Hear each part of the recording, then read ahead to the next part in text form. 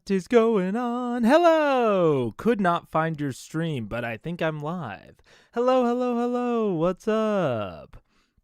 Okay, yeah, broadcast started there. We're all good there. I think we're all good. Hello. How's it going? What's good? What's up? That is my face. We're looking good. Hello. Hi. How are we?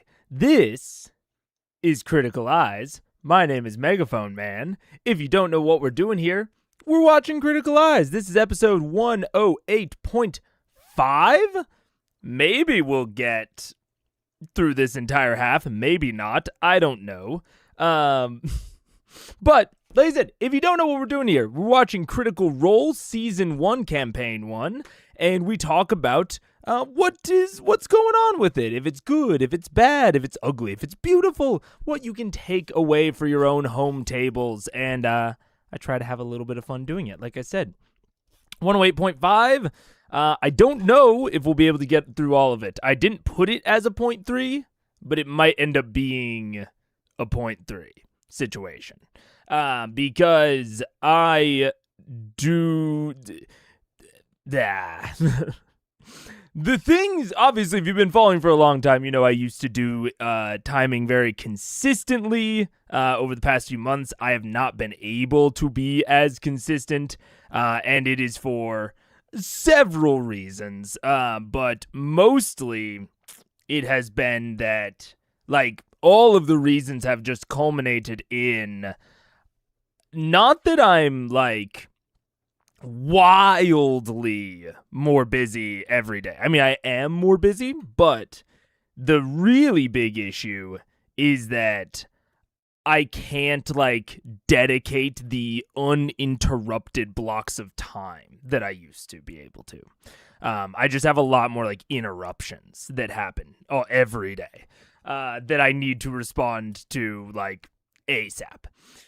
So that's been tough, and that might happen again today. I kind of hope that we can get through all of it, but we might have to stop halfway through, and that's just how it is. One of them, us looking for an apartment and our landlord showing our place, hopefully that will be all wrapped up. Well, it'll be wrapped up at minimum by July 1st, or I guess we just won't have a place anymore. We'll have a place. It'll be fine. But that'll be wrapped up beginning of July at least, and hopefully it should slow down a lot here once we actually sign with a place. So that'll be that. And I'm on a job search. YouTube's not paying the bills, and a lot of contract and freelance stuff is really drying up. So, I'm trying to go back to, if not full-time work, at least part-time work in the tech sector, just a consistent employer. Because I've been doing, freelance stuff here and there, but even that is pretty dry, and applying just takes a lot of time. And then if I have to, do an interview really quickly, or I want to leave myself available for doing interviews, I don't know. It's just all kind of sucky. But I've been trying to get better at editing in the meantime. I'm making my way through that Tal'Dorei video. That Tal'Dorei guide video. Ooh, you're going to see it. You're going to see it. It's going to be so good. I did not record it well for the purposes of making it an easy edit.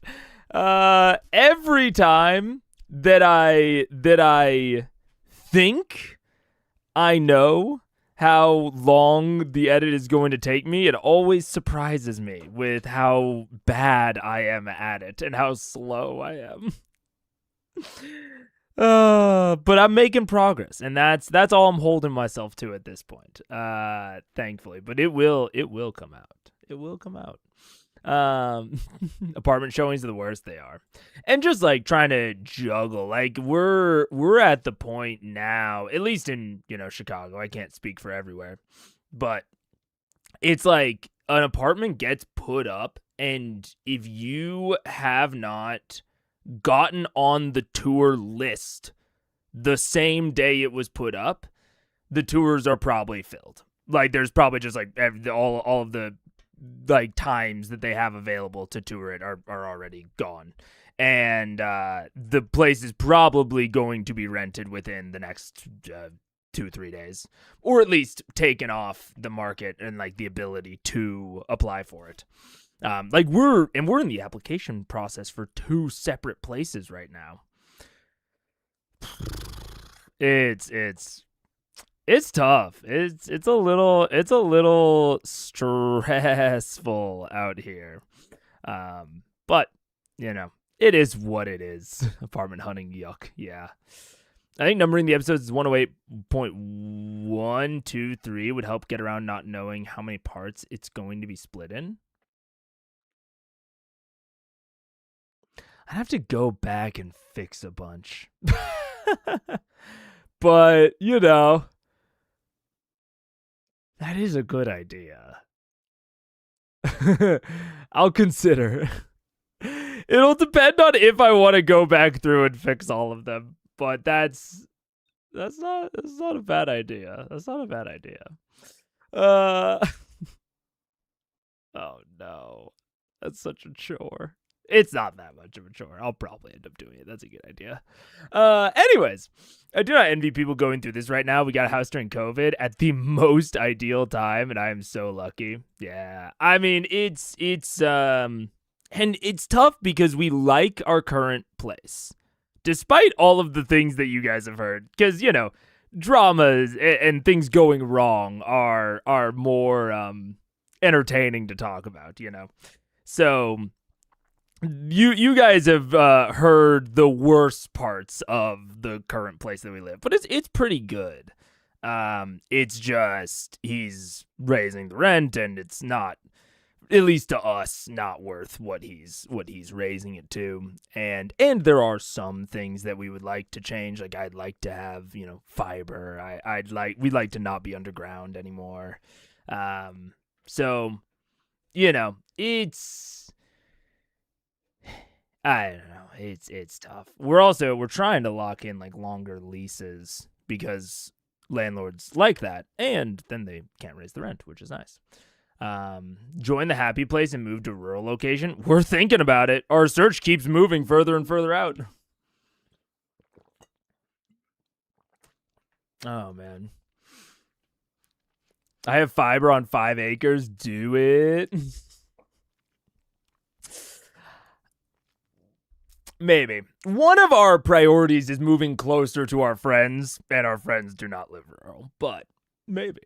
I don't know, man. At this point, we'll see. Editing is really, if it looks like it would take 2 hours, it will take 5 days. If it looks like it will take 2 days, it will take 5 minutes, probably. Yeah. Do you have to go back and fix it? Can't you just deal with split in naming? I could. It'd be like 200 episodes you'd have to change the titles on. Yeah, and I mean, that honestly sounds like a lot, but it's really not that much. Like, that's probably like an hour or less of work. It's actually not that bad to just like go back and do, but it would be annoying. And I guess I don't even really have to do it, but I don't know. What are you gonna do? But I don't know. Yeah, so that's my life right now. I'm trying to keep consistent on this. I'm continuing to work on the Taldore video. But, consistent movement might not exactly be fast. And I'm trying to get more, how do I say? I'm trying to get more comfortable with not producing the ideal product. I used to be okay with that back when I wasn't trying to be full-time, and now I'm, not full-time anymore. I was for a little bit, and that didn't work out. And so I'm trying to get back to being like, okay, this is a thing that I make because I like it, but I also make it when, I have time and space, and that might mean that it's not perfect every time. Which it's never perfect every time, but I don't know. I have the brain worm that makes me want to make it as close to perfect every time as I can. So I'm trying to get over that a little bit. Anyways, with all that said, let's get freaking into this combat at the Grimforge. Or not the Grimforge, but the Grimforge. Matt stealing from the future once again. What is he? The collective generation of boomers? What? Let's see. And that is set, and that is set, and here we go. 2, 12, 10. 2, 12, 10. Boop, boop. Oh, it's a map! Look at that map. That's a nice map. I mean, maybe it's a nice map. I don't know. I can't really tell. I'll say I like these overhead views more than their previous just like far away at an angle views. So, you know, it's not great. It's not as good as, you know, the map setups in Campaign 4 or Age of Umbra, but, you know, not terrible. Let's see, add a canvas block. That still doesn't work. I need to fix that. And then paste that in. There we go. Let's interact. Can I resize it? No. Can I resize it if I do this? Aha! I can. It might accidentally warp it a little bit, but and I don't have any way of zooming in or out yet on the old software. But you know, it kind of works. Let's see, draw. Okay, what do we got here? What do we got here? I mean, there's a lot ostensibly going on it. I can't really tell what any of that is. But at the very least, we have a giant red line completely bisecting the map. So there's at least, you know, something going on here. It's definitely not a totally white room. So, you know, that's good. I missed the end of the last ep. What did Matt foresee this time? We're basically fighting in the Grimforge. We're in I mean, I guess it's under the ocean, but we're in a cave-like ancient forge fighting against a giant automaton that is still guarding the forge to this day. It's grim. Grym. But we'll see. I don't know. I really liked the Grimforge fight the first time I did it. And then I really didn't like it the second time I did it. And we'll see. I don't know about this one. I liked the setup to this adversary of like them interacting with this automaton and it being like very clearly logic and rules based. Like it seems to have a threshold of distance at which it activates, and like it kind of like gave some very visible warnings and foreshadowing of the danger, which I thought was good. So maybe it'll be a cool fight. I'm not entirely certain. Yeah, I don't know. This entire dungeon I've been very uncertain on, and it's been going a lot in waves for me. I didn't expect to like the 3 pyramid head dude fight really at all. And then it really surprised me. But then it also seems to have been more of a resource drain fight, which I didn't expect. So then I was excited maybe they'll come back in the boss fight, but I don't think that's going to be the case. So I think there was maybe a little bit of I don't even want to say wasted opportunity with the pyramid heads, but maybe, how do I say it?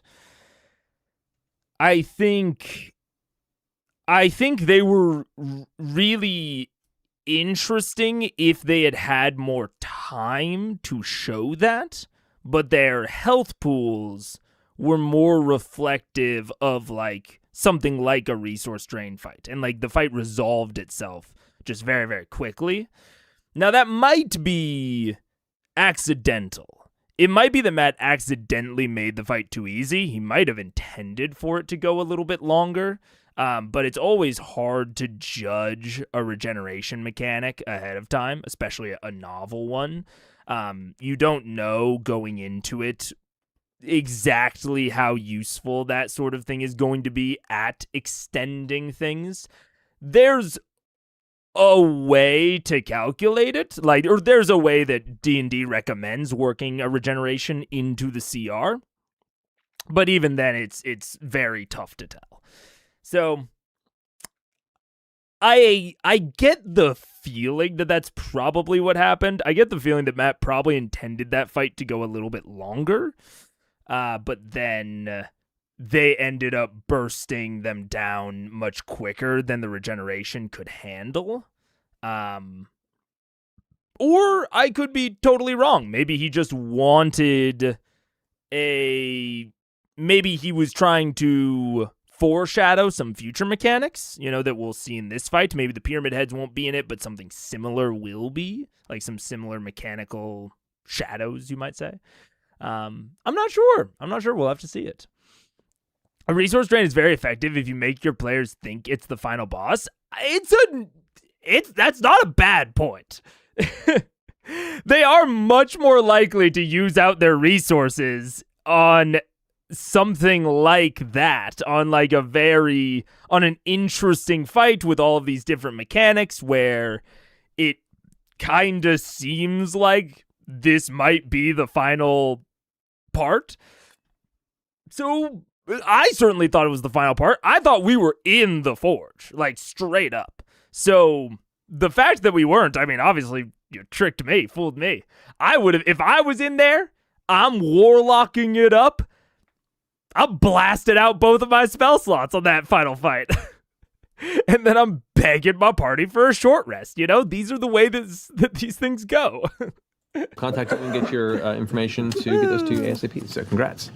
And also, I've been flooded with tweets on where I got this shirt. It's the best shirt. Yeah. And I was wearing it yesterday. You were wearing it yesterday. So. The amazing Whitney Moore made it. You can get it. Sure. Whitney Moore. I was about to say Whitney Moore, really? And then I looked at it and I was like, yeah, that's Whitney Moore. That's got tyranny written all over it.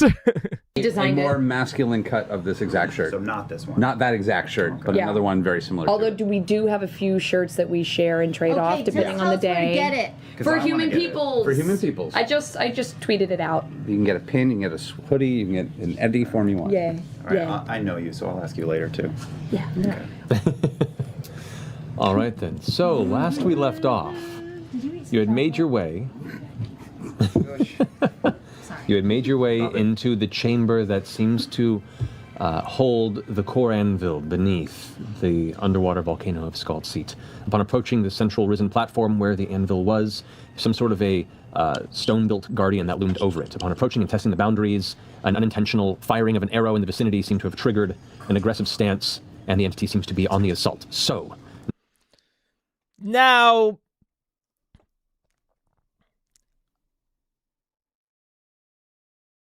I am sometimes, I don't know, I go back and forth between thinking that I'm more harsh with my players than Matt is. Sometimes I'm like, man, I'm so much more like forgiving and like, I'll work with them a lot more than Matt seems to. And then other times it feels like I'm way harsher than Matt is. It kind of oscillates back and forth. This is a spot in particular where I think making the arrow activate the automaton is a little harsh, but I think it is good. I think it is important, especially if the logic is going to matter for the fight. Now, if the whole like logic of, you've crossed this certain threshold and so it activates at this aggressive stance, if that was just a puzzle on how the fight starts and then, during the actual fight, the automaton acts for all intents and purposes as like a normal creature in terms of who it's targeting and how it moves and whatever, then I think it's a little harsh. But I'm hoping that, similar to Grim in the Grimforge fight in Baldur's Gate 3, similar to that fight, I'm hoping that there is some logic built into how this thing operates. And for those who don't know, in BG3, there's a very similar fight, at least aesthetically, against a big automaton called Grim, Grym. And Grim, very specifically, always targets the last thing that did damage to it. Or the last, like, entity that did damage to it. So you can play off of that as the character and as the party to have him target people and places that are maybe disadvantageous to him or make him move in a certain way, because he always takes also a straight line path. So you can use it to like bait him into certain parts of the map that are more advantageous to your party or your side. And I think that's like the most interesting part about the Grimforge fight, is controlling how and where Grim moves. And I'm hoping that we get something similar here, where there's some sort of logic to how this automaton fights. The Pyramid Heads seemed, I mean, for all intents and purposes, to just be like normal creatures. Like, the fact that they were constructs didn't really matter with the Pyramid Heads, right? It mattered in terms of like what sort of abilities they had and like how that fit aesthetically, but it didn't matter in terms of like their decision making, it seems.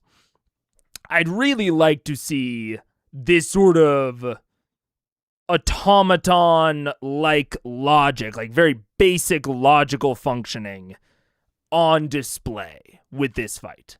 I think that if it is like that, then Matt foreshadowed it beautifully. And I think that if there is that logical, sort of very basic logic foundation to how this automaton operates, then you definitely have to be consistent with how it reacts to the arrow. But if it's just a pyramid head, where it acts pretty normally as a normal creature, after this, initial activation, then I think I would have preferred if we just let the arrow slide. But I'm very much hoping for the former. I think it would be really cool if it had like very obvious, distinct logic. I think that would be neat. Real gamers fight Grim without using the Forge. Real gamers, man. But you even if you don't actually use the Forge, making him go where you need to go is a huge portion of being successful in that fight, That fight is so well designed as long as players actually understand what is happening. If you don't use the mechanics you described, though, that fight is brutal. Which, to Matt's credit, this introduction to, not Grim, but this construct, the Defender, we'll call it the Defender. This introduction to the Defender, I think, foreshadows or at least hints at those sorts of mechanics being present, even in a way that the actual Grimforge fight doesn't. Now, if you look and you see that he gained targeting, right? It's a video game, so you see those statuses kind of go on and off, and you should be able to, if you're looking into it, if you're doing eye inspect on Grim, you should be able to figure it out. But for a TTRPG, you can't do any of that. You don't have those options, really. And I think that Matt really did foreshadow the existence of those sorts of opportunities and those sorts of, mechanics being present. Matt stole this idea from BG3 Grimforge. That is what I was saying, yeah. Look, I'm slow all the time. But yeah, so hopeful here. Let's see. Now with the chamber there before you, I would like you all to take stock on your current positions and roll initiative. Initiative! He's going to hit you like he is at a driving range. Yeah, like T-ball. I'm also rolling my elemental. No, that's really unfortunate. Jesus. I get advantage on those, and that's terrible. Alrighty, so 25 to 20. 24. Ooh. 20. Jeez. Alrighty. I think it depends. It depends for me on, like, the arrow was described, at least the way that I took it, as very clearly and obviously missing the automaton. And I think it is debatable whether or not it would have, like, a logical condition for that sort of behavior, right? Right now, its logical conditions seem to be set up purely on, is an entity within a certain, like, range of me? And then, like, if that entity steps back, it immediately reverts. So while shooting an arrow is normally aggressive behavior, what my thought process would be is that aggressive behavior that initial designers would have actually thought of, right? If from what we've seen so far, with the way that it is behaving so far, its logical processing seems to be incredibly simplistic. Is the idea of that, like, a fast-moving projectile that doesn't even hit it or seems to come close to hitting it, would that trigger a violent reaction? Would that be... how does it distinguish between an arrow flying past it and a chunk of masonry falling off the ceiling within its peripheral?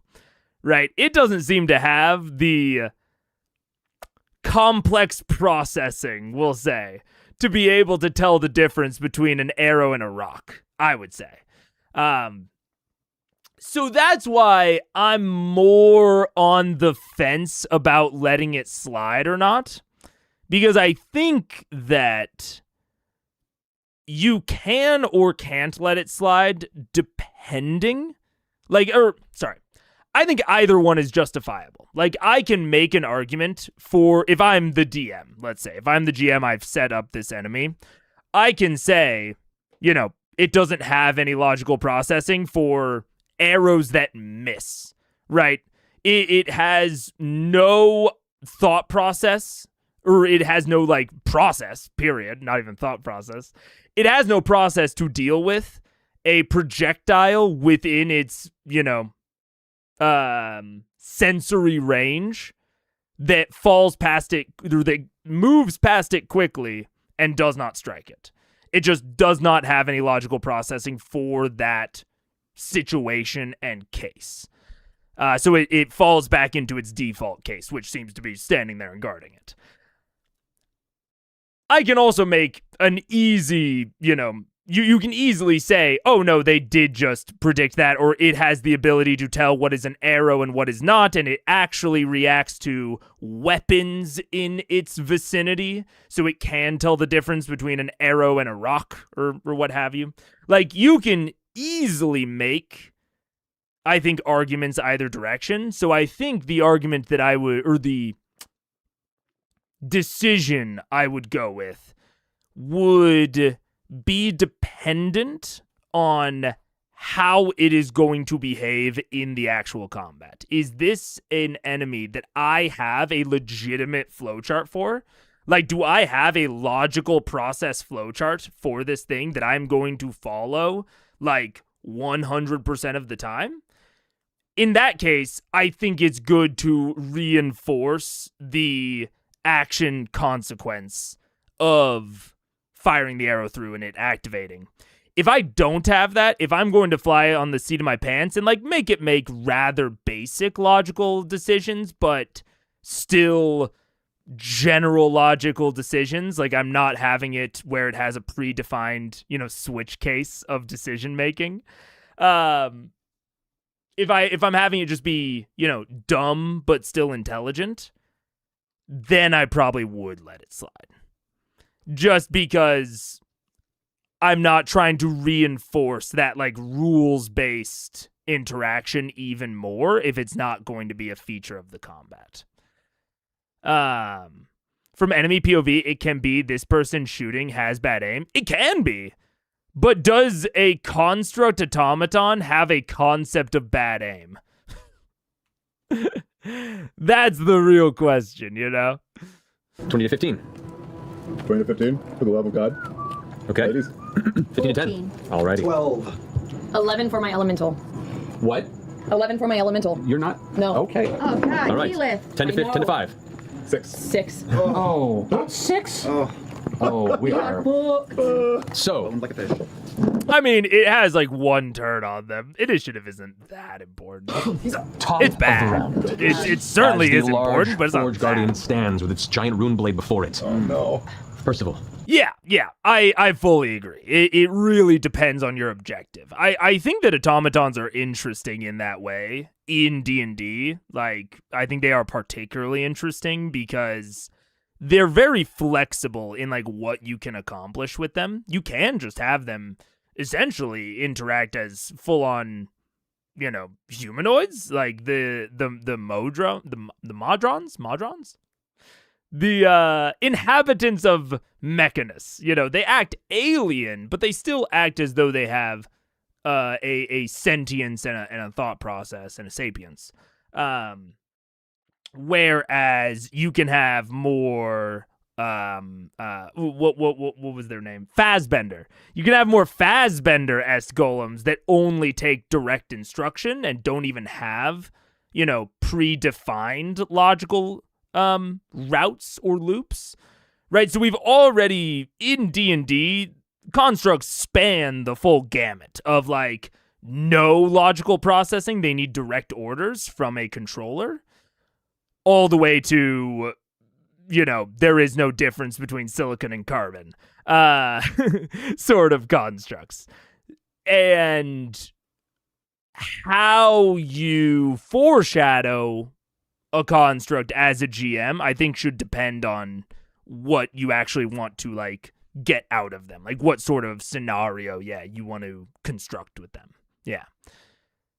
You're up first. What are you doing? Make peace, make peace. Well, and what the I'm gonna make the Magitech pie. programming allows And deliver it. Okay, is I'm a going question. to run back towards that red crystal. That worked in Yep. Puff the Magic Dragon. 10, 15, 20, 25, Oh, 30. shit out of that. I'm going to run that direction, and then I'm going to use my bonus action to do that. I'm going to hold my attack till his attack. Okay. Magic thing must have an appropriate PLC is a big stretch for me. Is it? I mean, like I said, we already have a golem, a construct, earlier in this campaign with Fazbender that seems to take actually zero action unless it is directly directed to do so. So unless we assume that there is no gradient, that there is just like, it is Fazbender and then it is Modrons. But this thing seems to be, and the pyramid things seem to be less intelligent than like a fully sentient or sapient Modron. So, you know what I'm saying? I think there's pretty clear evidence that there is a gradient to these things in D&D.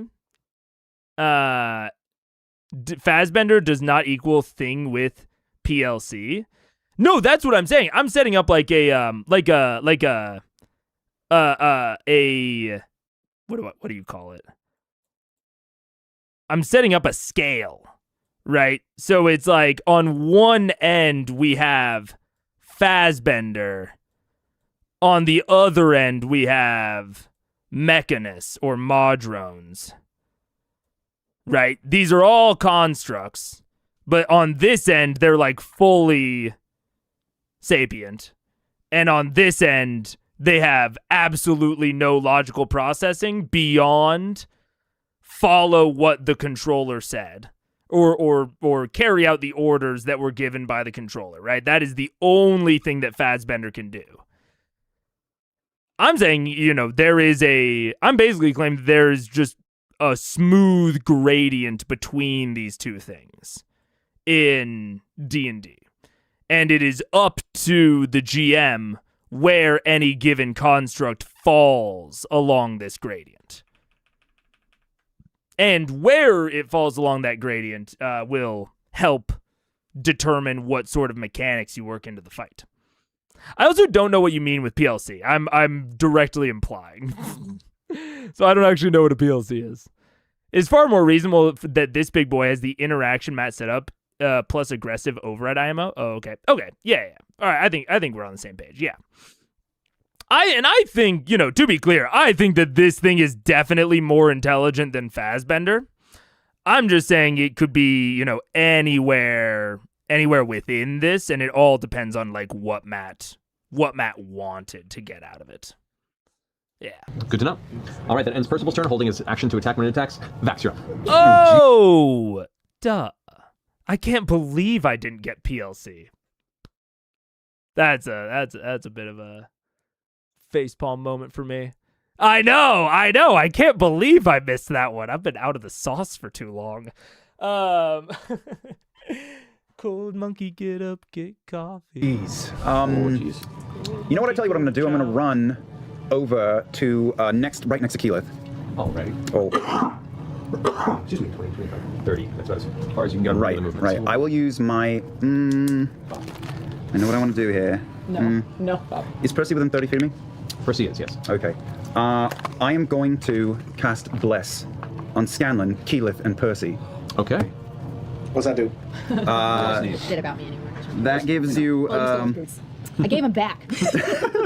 You're just so capable. You bless up to 3 creatures of your choice within range. Whenever a target makes an attack roll or a saving throw before the spell ends, the target can roll a d4 and add the number. Yep. Woo. So you three. Attack roll or saving throw? Yes. You get a d4 too. D4. And then I'm gonna. Your action? That's my action. I have bonus action, and I'm going to. This is an intimidating map. I am going to. It is an intimidating roll map. backward and sit underneath my sister and her judgmental ass. Okay. So you're gonna dash over under her? I wish I understood it better. I just don't know exactly what's going on here. Like I don't have the depth information to imply. I think what I'm seeing here is 2 more pools of coals. Wait, let's oh, there we go. We're into the drawing. I think what I'm seeing here is 2 more pools of coals. So we've got a red and a red. And then we obviously have this stream of lava, which makes there be some white here, some white there. But I'm honest, all of this looks pretty samey, so I think this is probably a singular. I just don't know how anything else on the map connects, right? So there are these hazards, which, it's debatable if we should call these reds or purples. It might actually be more appropriate to call them purple, but I don't actually think I have a purple in here. And this is my own self-reminder that I need to make a video explaining my map notation. I've honestly been waiting until I get better at producing videos, which has been a thing that I've been waiting on for several things. But then I don't know what's going on up here. I don't know what's going on right here. Like, I don't know if there's a connecting point between these or if this is like a raised platform of some kind. So I'm not totally clear on what's going on. Yep. But it is intimidating. I'll give him that. That's how you propels the broom. It immediately catches your butt on fire because you're surrounded by methane gas. You take 4 damage. Reduced to And you're 2 on because of the fire. damage. Yeah, and you're on fire. This is really intimidating. The crystals are glowing, and it makes me unhappy. Is your crystal red too? Yeah. No. Oh, he not can walk, cool. he can move. Steps, leaps, No. Fuck yourself. This is the worst day ever. Okay. lands in the center. So that's a guy right there. And he says that he leaps. So I'm assuming that these are connected like that. They're connected, but there's a change in elevation. And then I'm assuming that these are the stairs that Grog walked up earlier. And then we have something going on behind it that I can't really tell. I mean, we're kind of in symmetrical map hell with this and the last one. I'm a big symmetrical map hater, but that is like that's an opinion that we normally don't get to because the maps are normally uninteresting before we even get to whether or not they are symmetrical. So the fact that this is even making it to that critique means that it's better than most of Matt's maps, I would say. I just wish I knew what was going on back here so that I could more directly examine it. Look at him winding up. This is awful. With his legs down, kind of straddling the two sides of this, and it's going to go into a blade storm and just spins around in a wide arc. Going to go Okay. into a So blade if he's going to do this, storm. I was holding my attack. I'm taking my attack now. Right before this happens. He has no face, doesn't he? Currently, you do not see a face. There's no face. So if I were to make a head attack, that would probably be really goddamn useless. One way to find out. Yeah, one way to find out. Well, he has a head. You can have a face and not a head. Just in his Maybe the mask. Maybe it's a mask. Maybe it's a mask. Okay. I'm going to take. Maybe it's an illusion. I regret. Speaking of, did you Blade storm. custom mess with this figure? You Very did, faintly. didn't you? I just cover the face. To hide his shame. And I can. Do I add the D4 to this if I so am inclined, or? Yes, that's part of the And I can do it every time, or? Every attack, yeah. Oh wow, this is so nuts. So, first attack. D4, yeah. Out of curiosity, does it keep my misfire? If it would, does it knock me out of misfire technically? It's still rolling on the D20. God damn it. Okay, let's put that away then, and let's take some psychic damage. That's funny. Oh, that's great. Okay. 9 points of psychic damage. Yeah. So let's 142. That's cool. Ow. I'm gonna put that down and get a bigger gun. And try that again. Man, that blows that grit as well. Much better. Okay, good. No, it's not. Oh my god. Oh my fucking god. It's just doing it. Never mind. I'm gonna blow the rest of it. I'm gonna do the end of my turn trying to fix my guns really quickly and just do a quick clear out, which is 12 versus misfire on the psychic, which would be 10. Just gotta roll that, and I do. There's that So you managed 19. to clear the way. That's good. I cleared Animus Bad News is still out of commission. Gotcha. And that's my turn. Never mind. That was your help. So as a blade storm, it does a large sweep all the way around it with the blade, hitting everything within 15 feet. Is it an automatic hit, or is it something I can do cutting words on? It's a roll to hit, but it would affect, for cutting words, it would affect a single attack against an individual. Let me see what it Oh. does. Yeah, that just burned all that. Okay. I was about to ask, is it each attack roll is separate, or do you make a single attack roll against everything, and then it essentially treats it as like an AoE? He's saying that it's a separate attack roll for each. Yeah, because each attack roll is separate, so it would affect one of the attack rolls. Well, I will say, a decent thing to consider for high-level enemy design, right? So I've talked a lot about horde stuff, minion stuff. That's where a lot of my own personal enjoyment lies, is combats with lots and lots of enemies. But if you are going down the single adversary route, I think that attacks like this are a decent way to go with it. So give it attacks that on the surface or aesthetically look like they are AoE, but they essentially allow the creature to do multiple attacks in the same turn, and bonus points if they have to spread out that damage. So for this one, it can make an attack against everyone that it hits, but it's only making a single attack against that. It's way less flexible than something like a raw multi-attack, right? Raw multi-attack can allow adversaries, especially single combatant or like single adversary combats, it can allow those adversaries to really burst down the PCs because all of the PC health is so spread out compared to it. So I really, really like something like this where not only does the adversary have to move in order to make it work, and that's something that the players can play around, but it's making separate attack rolls, and which means that people's various builds can come into effect. So your tank is taking less damage than maybe your wizard or whatever, and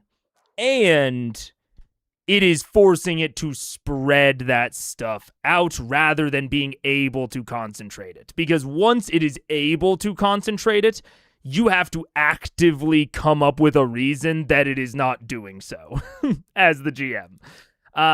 So giving your adversary that you plan on being a single combatant several of these types of like AoE options. You could also look at something like a Burning Hands that the Pyramid Heads had, right? Those sorts of things are going to allow you to really build up its offensive power without tripping into, I think, some of the potential traps of D&D. Like if you just gave it a bunch of extra multi-attacks or something. Cutting words for my attack. No, he's going to hit me no matter what. And this is, totally separate from the standard advice of lair actions, legendary actions. Those have been talked to death. If you've watched the show before, I guess I haven't said it in a while, I'll say it now. I love a lair action, work in the environment, especially for something like this, where this is an automaton that is purpose-built to the environment that it exists in. It should absolutely have lair actions. Lair actions are not only for dragons. We can spread them out. But even, a lot of the stuff that I was just talking about also goes for lair action design, right? Making it these, I think, concentrated AoE can be really good towards getting your players to move, getting them to think about their positioning, but also increasing the offensive capability of the adversaries without being too risky to some of D&D's design weaknesses. Who's in the path? Well, let's find out first. So it's going to be Vex, Vax, Scanlan, and Grog, and then Keyleth and Percy are just out of range as well as the Elemental. So against Vex, that is a 17. Doesn't hit. Doesn't hit. You just dodge out of the way. For Vax, 17. Nope. So 2 3s in a row. Striking. The only thing that it does do, and I think this is fine, it's just more to consider, is that it does concentrate a lot of time on the DM's turn. So it results in a less consistent flow, unlike something like, say, a legendary action, right? Or something that they do at the top of the round, or something that they do at a particular initiative count, right? All of those are ways to sort of break up the flow, make sure that it's going back and forth between the players and the adversaries quite a lot. I don't think that's the most important thing, frankly. I'm not that against kind of bunching those things up, bunching up the player turns and bunching up the adversary turns. I don't care that much. I do think there is an amount of... There's an amount that alternating them more consistently, I think, improves engagement. I think it's going to keep the players more engaged. But I don't think it's a huge benefit personally. Like, I don't think it has that much of an impact, although I want to call it out because it might just be the tables that I run with. You might want to experiment a little bit on these if you really like single adversary bosses, experiment a little bit with bunching up a lot of their attacks with AoE stuff like this on a single turn and seeing if, does a player fucking pull out their phone, or does a player get distracted, or do they not know what they're doing when their turn comes up, right? Look out for those signs.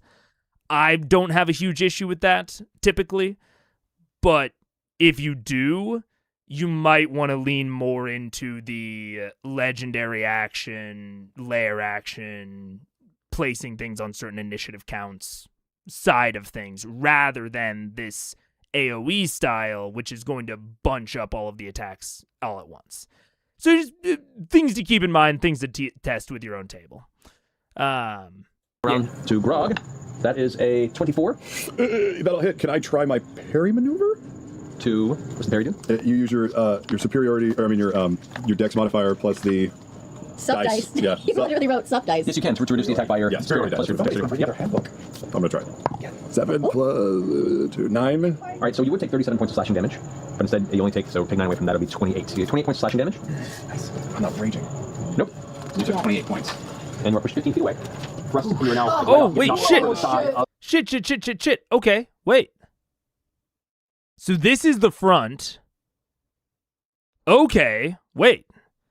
So these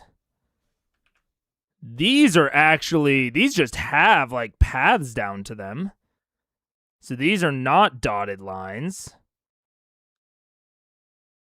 But these are, kind of. And then the lava actually goes up from here. Okay. I can't totally tell what's happening from this angle, but it does appear that there's some sort of location over here. And I don't... Oh, no. It's bisected. Oh, it's bisected by another thing of lava. Oh, okay. Okay, wait a minute. Well, let me. Okay. So we have this sort of spiraling high ground. I mean, I guess it is still connected. It's just a dotted line. It actually is just still a dotted line because there's still an elevation change to it. And I actually should have made this line down here dotted as well, because there's still an elevation change going on. So we have this kind of ring around the outside. And then we have, I think, another red. Or not red, but yellow. I think we have another yellow connective piece, which would normally be purple, but we don't have purple in the drawing tool set. So if you've seen me do this before, that would be purple. Interesting. I mean, it's an interesting design. While it is vertically symmetrical, it is horizontally asymmetrical. So it's not an entirely symmetrical map, which is really good. Like having this distinction between down here, there's a path directly through, but then to either side, there are these lava paths. And then over here, we have two separate areas to stand, but they're kind of sandwiched between the lava path or these burning coal pits. Like, these are pretty dangerous spots to stand in, but especially against an adversary like this, you don't want to cluster up. So at least some of the party is going to want to stand over here, right? If we all stand in this big area down here, Grim just comes up, does a blade storm, and we're fucked, right? So we can't all stand down there. But if we stand here, or here, or here, or here, literally any of these four places, we are basically directly adjacent to a map hazard. And if we stand up here, we're a big target, right? All of these elevation changes are all funneling up to where this spot is going to have the most access to things, but everything else has the most access to it. So you're really making yourself a target by standing up there. It's cool, especially with Grimm's little AoE blade storm attack. I think that making this a big ol' area where you clearly want to stand if you're one of the allies, but is also a big ol' area that is the most advantageous for Grimm to potentially do his AoE attacks in. It's a nice kind of push and pull to it of it's safe, but it's also very advantageous for our adversary. So we have to balance against that. Yeah. This is so much less than a white room than you thought at the start of last episode. I didn't see. Oh, you're mixing up maps. Okay, yeah. The at the start of the Pyramid Head fight, I thought it would be a white room, and it was. To be frank, that map was also not as much of a white room as I thought it would be. I had minor hope, but I won't lie, I was a little worried about this one potentially being a boring white room. So I think that like I am seeing this dungeon might be the highest density of interesting maps from Matt. I don't think that they're really breaking his ceiling. Like, I don't think they're really as interesting as maybe the City of Brass or, you know, I always reference Kevdak. Like, I don't think they're totally breaking out yet, but they are really raising the floor of what I'm starting to expect from Matt. Like, he's really consistently starting to deliver things that at least have some interest points and some, like, reasons to move, reasons to stand where in one place or the other, things that are advantageous to one side or the other. I think Matt's really consistently raising his floor, which is great. That's almost more important sometimes than raising your own ceiling. So I'm happy to see it.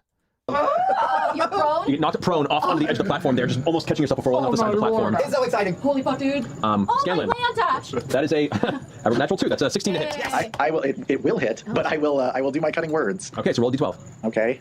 D12. I rolled a 9. Okay, so that will miss you. So as it swings towards you, what do you do? I will quote Dr. Smith again, and I will yell at him, "You are a tiresome tin-plated tin-tinabulation." The second construct you've bruised the ego of today. I need you to make Constitution saving throw, Roger. That quote, let's have to make sure. 18 with the -2. 18? No. Your vision fades. If the curse takes hold, you're considered blinded at the moment. Whoa! Okay, anybody else? Lights out for anybody else? And that's its turn. Wow. Next, you're up. So, no big deal. Oh, GBs. Okay. Oh, I can use disengage. Yes, you can. So he doesn't hit me. I'm gonna move away from him. Okay, where do you move? Anywhere you want. All the way across over here. Okay, well, your movement with your broom is... Yeah. How's fast your broom? 50, is it? God, I remember because I don't have the thing anymore. 7,000. I know, Matthew. I got the apple, so you can get there first. It's like, I think it's like 40. Probably. I'm flying 50 feet. That was faster. Look at that. You're gonna 50 feet. Like Hannibal. 50 feet. I'm writing it down right now, okay? 25, 30, 35, 40, 45, 50. You can get right above where Percival is. Okay. So it's your bonus action, disengage, your movement to get there. What are you doing now? I'm gonna attack him. Go for it. That dice attacked me while I rolled it. It was a 23. 23 misses. What? Balls, mother. 23 misses? Yeah, you strike the armor on the side of its body and the arrow just disintegrates on impact. And you see the bits of it catch flame from the nearby heat. Oh, lordy. Okay, there's gonna have. And this is an interesting bit. Scanlan is, I think, hanging over the edge, or one of the PCs is like hanging over the edge. This is especially where thinking about your map, like, or how do I say this? A map can be many different things and it can behave many different ways depending on how you plan to run it. So in a scenario where these lava paths are primarily meant to inhibit movement, right? Like when you design this map as a GM and you're looking at it and you're saying, I want these to inhibit movement. I'm putting them on there because standing in this location is beneficial and they either need to take the long way or they can take the more risky, jumping over the lava type shortcut, right? That might be one way that they behave. And that's what I've assumed on here. That's why I labeled them as paths. However, if you're making this map and it can look exactly the same, but in your head as the GM, you're giving your adversaries ways to forcibly move player characters, and you're putting the lava there as really consistent lines of terrain hazard that your adversaries can push the players into or throw the players into or pull them into, whatever, then they might not act as paths. They might act like the pits over here. They might act as individualized little red zones. And it all depends on, not erase, draw. And then it would look something like this. So even just like the difference in interpretation is going to change what the map literally looks like and how you think about it, right? This version of the map has, 5 extra paths, right? So and it has 3 extra zones. It also doesn't have any actual challenging paths. But it has 5 hazard zones, right? So it's the reason that I like doing this, right? Like this analysis that I do of maps is not necessarily to like determine what a map is, but sometimes it is just to... Oh, nope, that's still the eraser. Shit. Sometimes it is just to think about my own maps. Like, okay, how am I actually planning on running this, right? Is this a hazardous path, or is this a hazardous zone? And that might help me with some of my own decision making during the actual combat, right? During the actual combat, I might make some different decisions than I would otherwise based on how I'm just thinking about the map. And that, of course, doesn't stop me during the middle of running it, even if I have the map defined like this, it doesn't stop me from pushing someone into the lava if there's a golden opportunity to do so. But it helps bring a lot of the interesting things to life, I think, if you think about it ahead of time. Okay, I thought because he was big, maybe. But is he covered head to toe in armor? Do we see any He's weak made of what looks like solid stone with pieces of metal armor around the body. Pretty weak. Okay, so I'm gonna attack him again, but like in his neck. Oh, that's good. That probably hits. 18 plus 14. That'll hit, yeah. Okay, I didn't want to do the math. What is 18 plus 4? 32. 32? Oh, Jesus. 15, 16, 17. Do I get sneak attack? He's in base to base with your brother, so yes. Wait, that's lightning. 1 extra lightning damage. And then... Oh, goddamn, 7 plus 9 sneak attack. Okay, so the total on that is? 17 plus 9 Gotcha. is 26, 27. Got it. Almost 26, yeah. Plus 1 lightning damage. Right, okay, yeah, there you go. All right, cool. So, second arrow shatters, or the first arrow shatters, the second one you manage to strike, and it embeds itself in the stone and just kind of sticking out. It's hard to see if it had made much of an impact, but Great.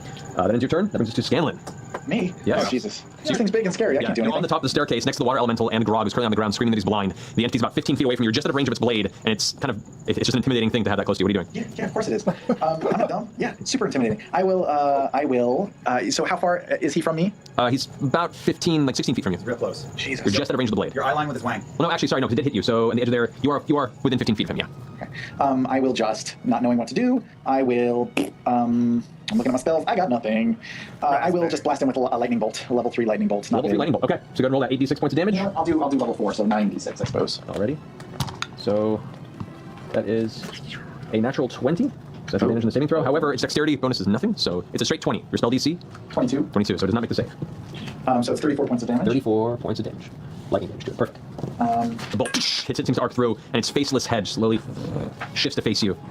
Jesus. I'm within melee range of him, so if I move, I will get hit, yes? If you move out of his melee range, you will, yes. Okay. You get attacked. Doesn't mean if you hit, but... Greg, you're okay, right? You're not dead. I'm blind! Okay. I will... Very hot! What? It's very hot on the ground, and I'm blind. I don't know what to do about you. I'm sorry. I'll inspire you, I guess, right? Because you don't need help. Yeah, great, thanks. Sorry. All right, I'll inspire him, I suppose. Okay. Sorry, Grog. What do you think? Oh, sorry. I will pick up my flute and I will sing. You like it when my flute goes. Baby, make your booty glow. Skin, I know you wanna show. My song's a song. Let's go.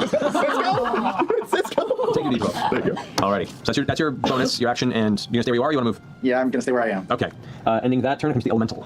Actually, no. Sorry. At the end of Scanlan's turn, he's gonna go ahead and use legendary action to make a rune blade strike against Vax, who's right in front of him. That is a 22 to hit. And it's a straight up attack. Yeah, I believe that hits. Yes, it does. Okay. You take. Wait. Hang tight, buddy. Wait. I'll use my last luck of the day on him. He has to reroll. Okay. Wait.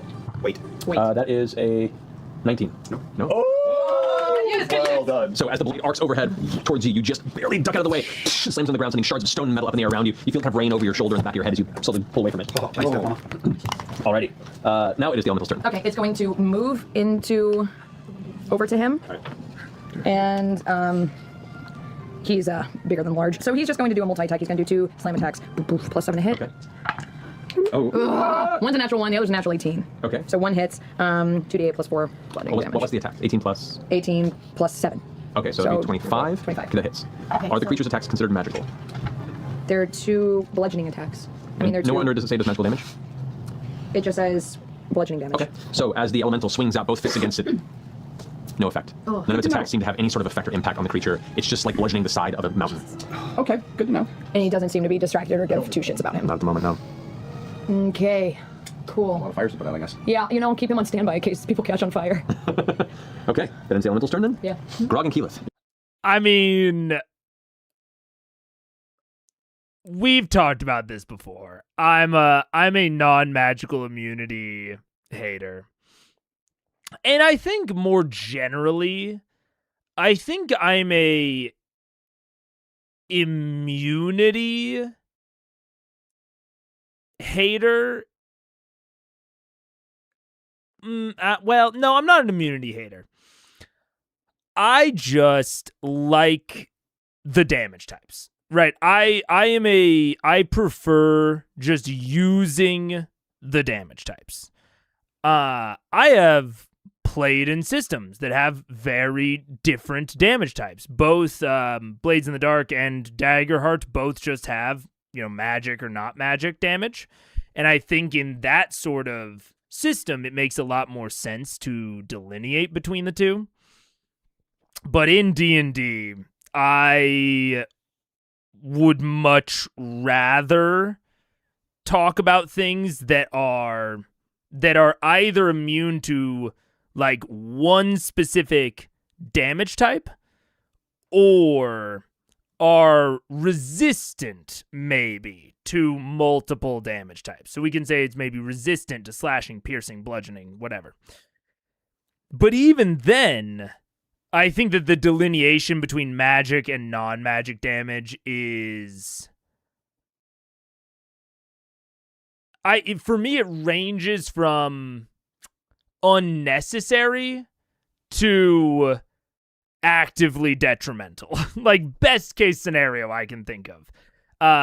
It is unnecessary. I think we could talk about particular damage types and evoke similar things. I know we've had the discussion in the past, and people have brought up things like ghosts and non-magical immunity, playing into that a little bit of like, oh, a ghost should be immune to non-magical damage. But I brought up in the comments, I think, in response to that of, it doesn't make a lot of sense to me that a ghost would be immune to a warhammer, but not to a rock that gets flung by the catapult spell, right? Because the catapult spell is magical bludgeoning damage, but if we're just talking about like the aesthetic that is evoked, they're identical, in my opinion. Like the rock being flung versus the warhammer. So if we want to talk about bludgeoning damage, I'm much more on board. But non-magical damage, period, I don't know. I'm not into it. I like stacking resistances. And I will say it should be immune to both. Look, if we want to talk about it being immune again to bludgeoning damage, I'm much more on board for that conversation. I like immunities that are telegraphed. So if you are preparing for a given fight against a given adversary, working in immunities to the information that players discover ahead of time, I think that's interesting. And I think it can be interesting to play around in the moment, but again, I'd focus on actual damage types. So the way that we get it being immune to both the catapult spell and the Warhammer is just to talk about it being immune to bludgeoning, not non-magical damage. And I say most of this just to highlight that, like, there's no, in my opinion at least, there's no need to talk about it's immune to magical or non-magical damage unless we want to actively drive at the difference between marshals and casters. Because we have a damage type system, right? We have a damage type system that is consistent across the classes, or at least that classes, interact with in similar ways. Percy can do plenty of, non-bludgeoning, piercing, slashing damage. He can do lightning. He can do necrotic, right? Classes maybe don't have consistent access to different damage types. Magic users obviously have access to more varying damage types. But I think it makes a lot more sense to talk in those terms.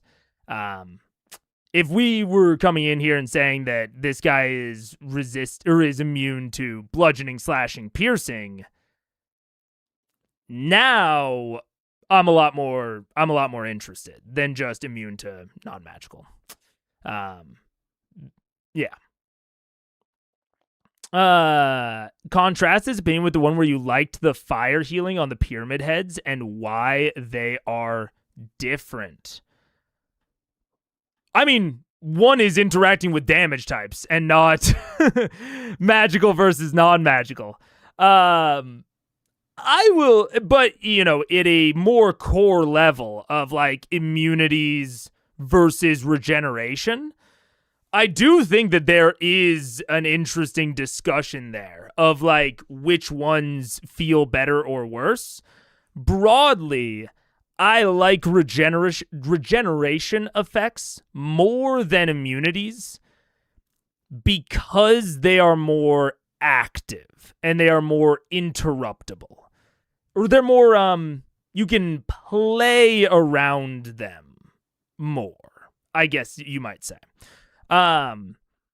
The regeneration on the pyramid heads, I talked at length about the decision-making that I thought that was driving at, of where things are being placed, where, are people scrunching up, or are they dispersing so that they can avoid the damage, or are they trying to, like, hover around the individuals so that they can move them out of way of the potential attack, right?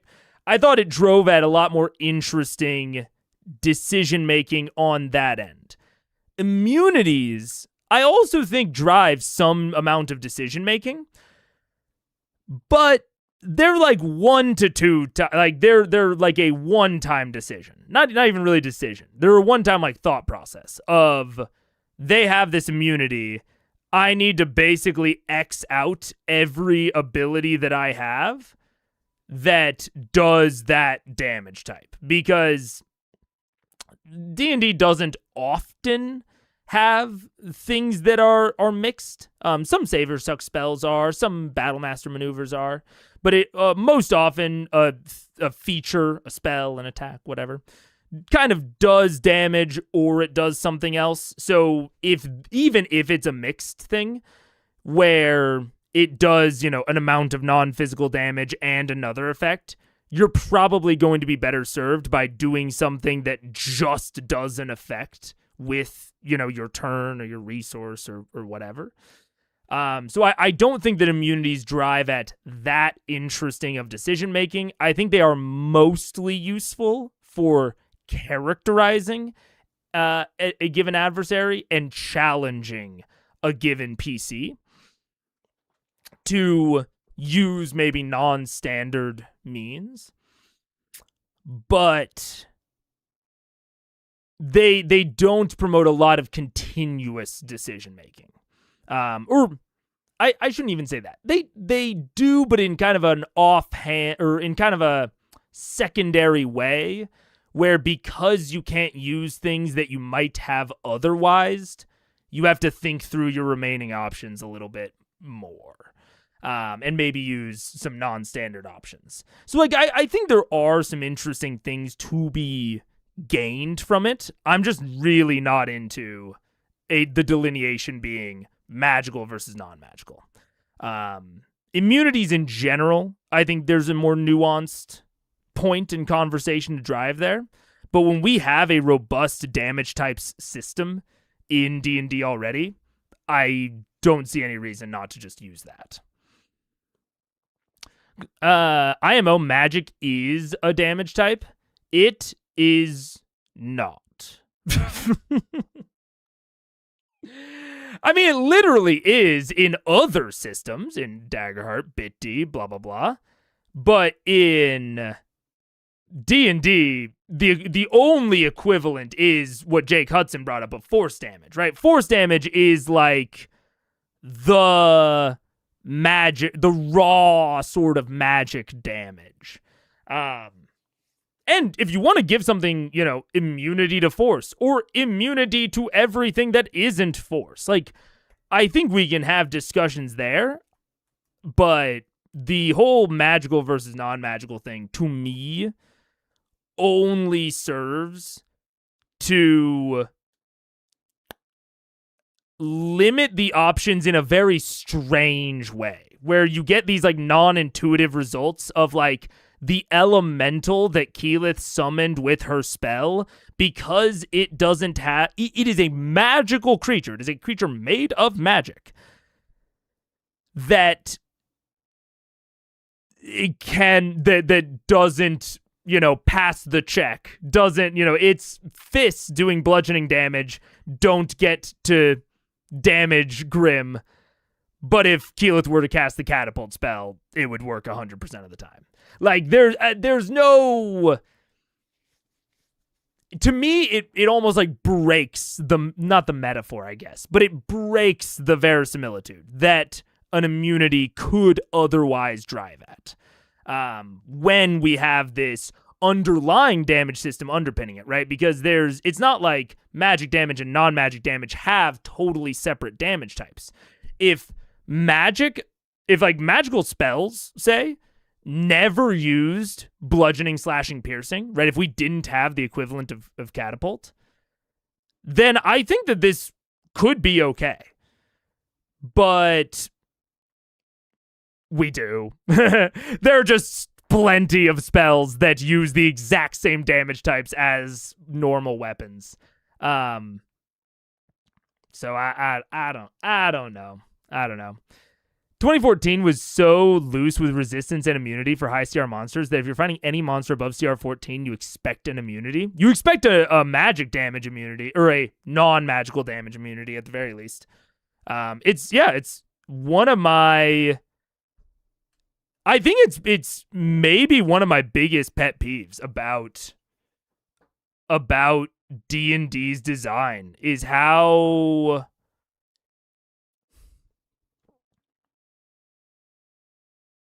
I don't think they make enough use of their damage type system. I think they have it, and they should lean more into it rather than... Like, I would even prefer, it would be a little bit cumbersome, but I would even prefer to see, again, immunity to bludgeoning, immunity to slashing, immunity to piercing on a stat block, as opposed to immunity to non-magical. It would be just harder, but I would sub out every monster in the monster manual that has non-magical damage immunity, sub it out for immunity to bludgeoning, piercing, slashing. And I think that would be a good change. Now, I know that I'm being a little hyperbolic, but I don't even think you would need to... I don't know. You would need to adjust the CRs quite a lot. but I think it would be worth it. You're up. Yeah. What did you find out? How about you go first? Okay. Yeah. I'm going to do 9th level shape change and take a cue from Scanlan and turn into a planetar. Whoa. Do you have a big dick too? Yeah, bitch. Yes, I can with shape change. Right? It is a challenge rating that I can do, right? Which one? Planetars? Yeah, you can. Okay, You lose concentration on the elemental. that's fine. It's not like he was really. Doing much. But the elemental stays and is now hostile to you. Right. Can't like dissipate them or anything. It's hard. Figure again. I'm the worst. Is it? I was gonna say, can you dissipate the? I thought I brought it. Not really. No. That's okay. So the planetar size is large. We'll save the purposes once again of it this week. Doty. We'll use Doty as the planetar. So, there you are. But he says it in Swedish. Duty. So, your wings extend. You are now in the planetar form. Okay. I'm going to go up to Grog and do healing. Well, it's your action to cast the spell. So I can't do anything else. No, shape change it takes an action to just make the transformation. Next turn, you can take your action. It's okay. That's great. Grog definitely won't fall in the lava on his turn. I was gonna say, can I at least go up to him and like grab onto Grog's loincloth to make sure his ass doesn't tumble into the lava? You could certainly try. Sure. Loin grab. So say for the purposes of this, you glide over, and you're now flying up next to Grog on the edge of the platform. There you go. Yeah, sure. Yeah. Keep him from wandering. Yeah. Okay. That ends your turn. Grog. Cool. Can I use my action to get up off of for being prone? So happy movement. Not my movement. Sorry. Onto one knee. I mean, just in my mind, because I can't see. And can I hold my action until I can see again, or until it's my turn? It's your turn. Until I can see again. Yeah. Okay. Yeah. If I can't see until my next turn, then You don't get to save against this, does he? No. All right. So that ends Grog's turn holding his action. Yeah. Top of the round. Crouch next to the so both hands are on the ground. At the end of your turn, it's going to use another legendary action. Take another swing at the slippery little rogue paladin on the ground that it can't seem to hit. No. Natural one. Jesus Christ. Okay. That'll be the end of that luck. That demigod does not exist in this universe. So, first thing I'm gonna do is I'm gonna get a quick little heal bonus going because why not? Let's do a heal. So that's 14 points up. So I'm 51, 56, a little bit better, and that's my heal. I'm noticing that this thing's only taking magic damage. The hammer it dropped is underneath the planetar right now, right? It is currently dangling off the side along with other series of tools, looking like tongs and other smaller blacksmithing accoutrement. I'm going to run in that direction. I'm really curious about these chained weapons. I can't exactly tell what's up with them, but they have the whiff of game mechanic to them. Like, I can't tell you exactly what the players need to do with them. I can't even tell you if it's a combat mechanic. It might be for after they've finished the combat, but there's a mechanic associated with these things. All of these things, like, for some reason, hanging off of chains, off of the sides, like, why? What? What's going on there? Okay. 10, 15, 20, and you're just another step and you're starting to hit the molten metal and rock. So Metal and rock, and there's not. I can't jump that, can I? you can try, yeah. Oh, yeah. Sorry. I should have clarified. Wild shape is bonus action. The shape change spell, which is separate, is a full action. So wild shape, bonus action, shape change, normal action. Anyways. But yeah, really? Yeah. I don't know. I'm trying to think about like what I don't have a good mental grasp on how big these things are, like where they're hanging. Like I don't exactly understand where they are on the map, so I don't really it's hard for me to grasp the options. But I think if I was a player at the table, you know, I'd be able to more easily see or clarify or whatever. But they've got the game mechanic whiff to them. Not an acrobatics check. I take it. Enough to leap. Okay. But are there chains that I can reach there, or are there? There are chains you can try, and if you're leaping towards the chains, you can grab it. Yeah. I'm going to attempt. Well, I'm going to attempt to grab the. I want to grab the hammer. Okay. Are you using it to swing, or are you just trying to grab and hold on? If it's available for swing, I'll try for swing. But if not, I really want to I'll give you advantage if you're just going for the chain. Then, as you're kind of swinging across it. Yeah. Go for it. So roll with advantage. Yep. Athletics. Oh, if you're going for a swing, in that case, I think Matt is thinking about his map the same way that I originally was. Right? Going for a swing. That, to me, indicates that Matt is thinking about these as traversal hazards. Now, maybe that's the whole point of the tools being on these chains. Maybe there's an additional factor to them. But that's a great example of what I'm talking about when I'm like, the way that you think about your map can sometimes shape your thought processes, your responses.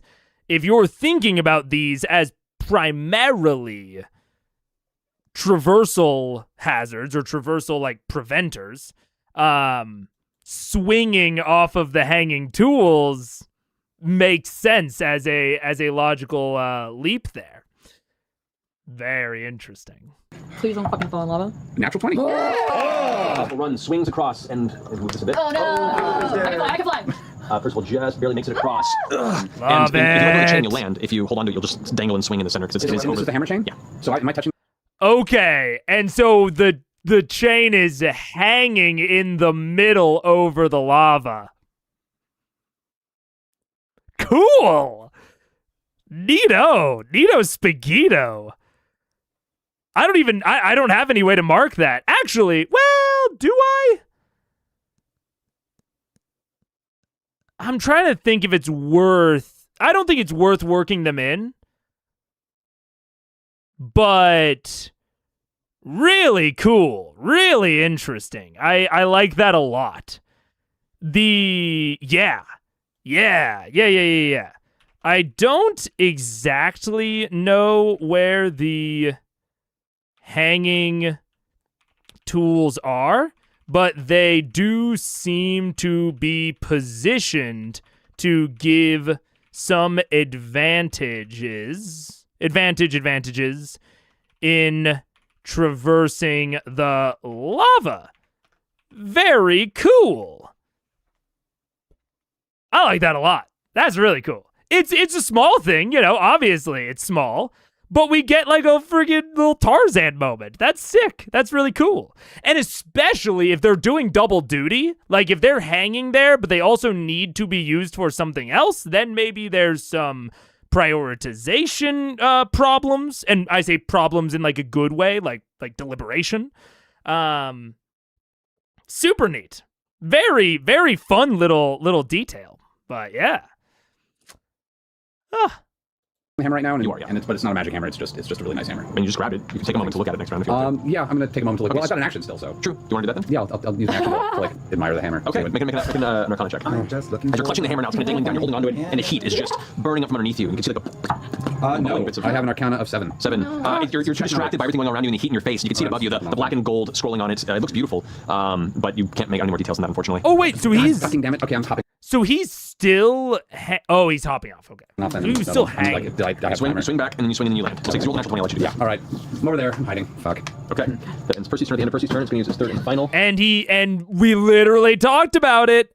Percy says he's going over there. He's hiding.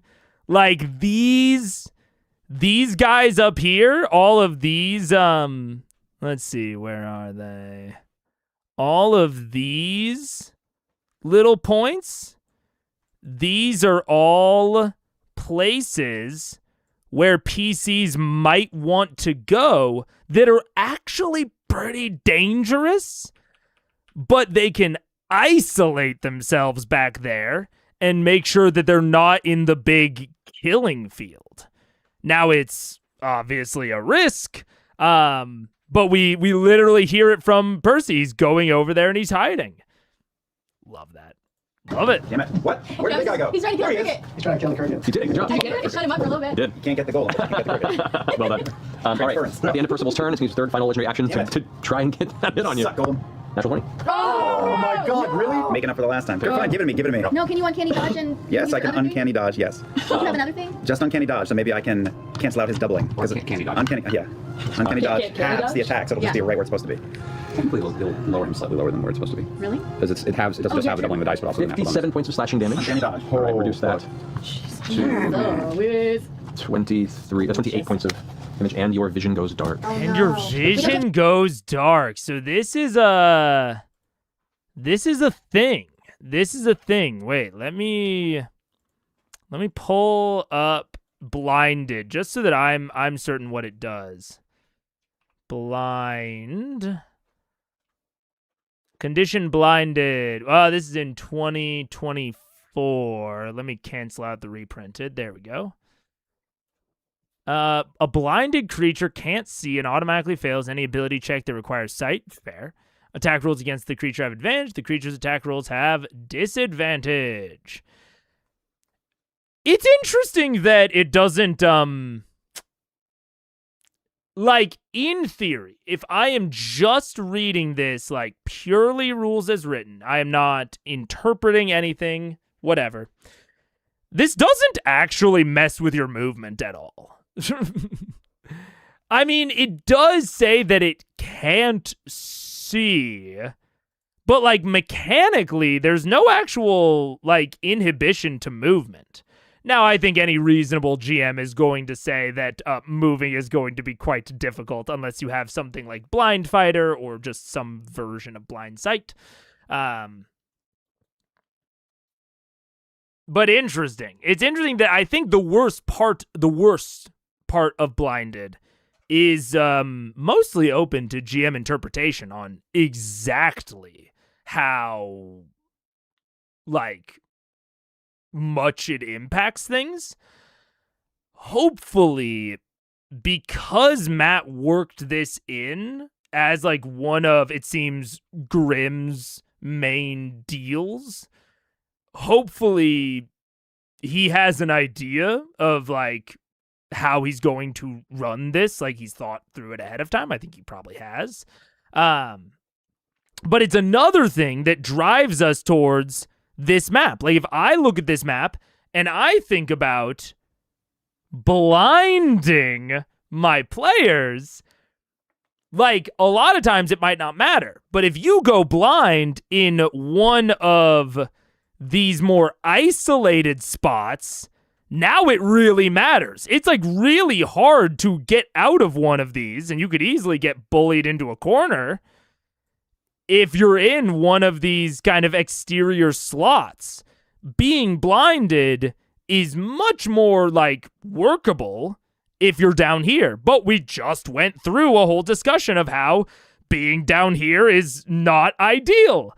So there's like quite a lot that is pushing and pulling the players between the two halves of this map, right? We kind of have the map, like I said at the very beginning, sort of bisected. And if you look at it like this, if you almost look at it as like almost two separate maps, right? This map, very crowded, very dangerous. This map, nearing a white room, right? But they're then connected by this danger area.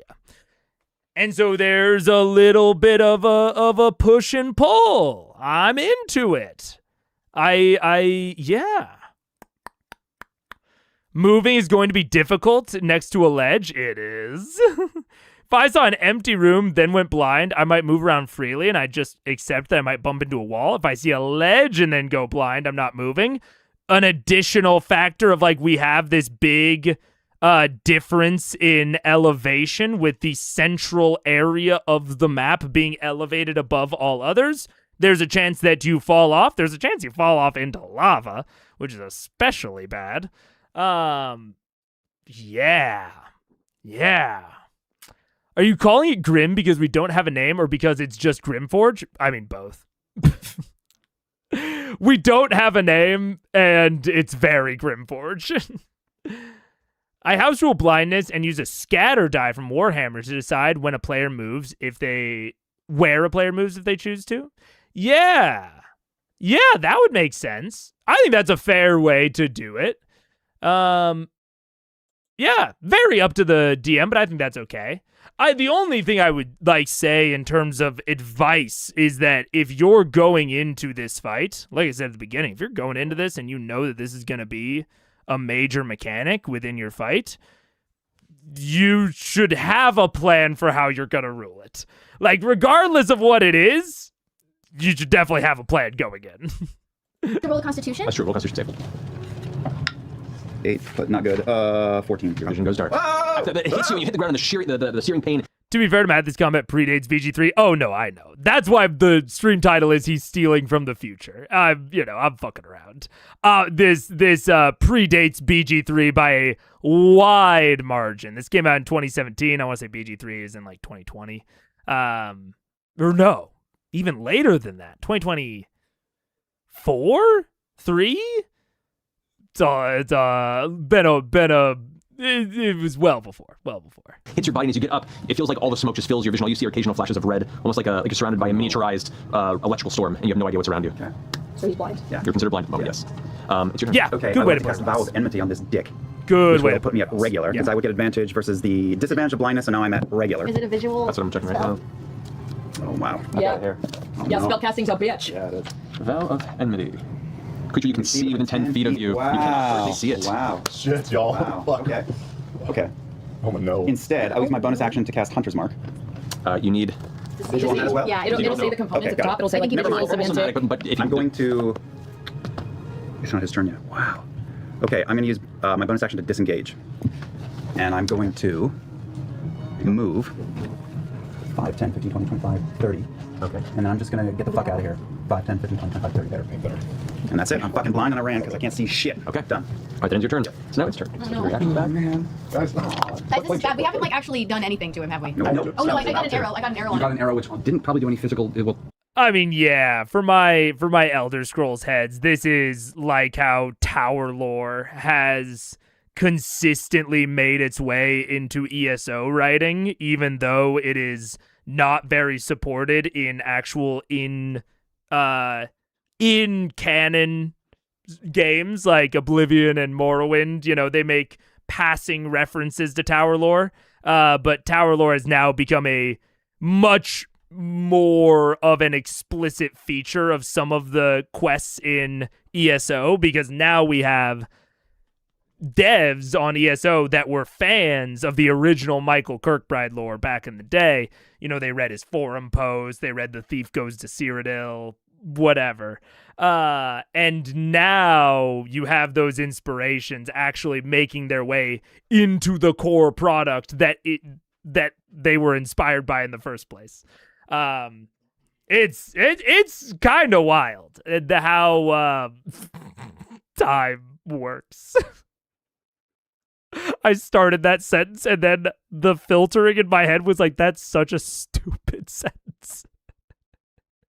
Stop saying it. And then I just finished it anyways. But It was a magical it arrow. was a magical arrow. I gotta get out of here. My streamer doesn't understand time. Oh no. Oh shit. We can make this work. Oh, we can't even run away. Look at him jumping Finish me around. off. Look at this Oh, motherfucker. Jumping no. around. He's gonna kill all of us, dude. It's like, he can get all of us in a circle. All right, so He's gonna get all of us in a circle. Sorry, Ken. here's what it's going to do. It's going to, because you ran off, it hit you. Yeah. It's not even focused on you. The head kind of turns and looks towards you, Vexalia. It's going to make a rune blade attack. Oh, great. It's you. That is a... What? That is a 17.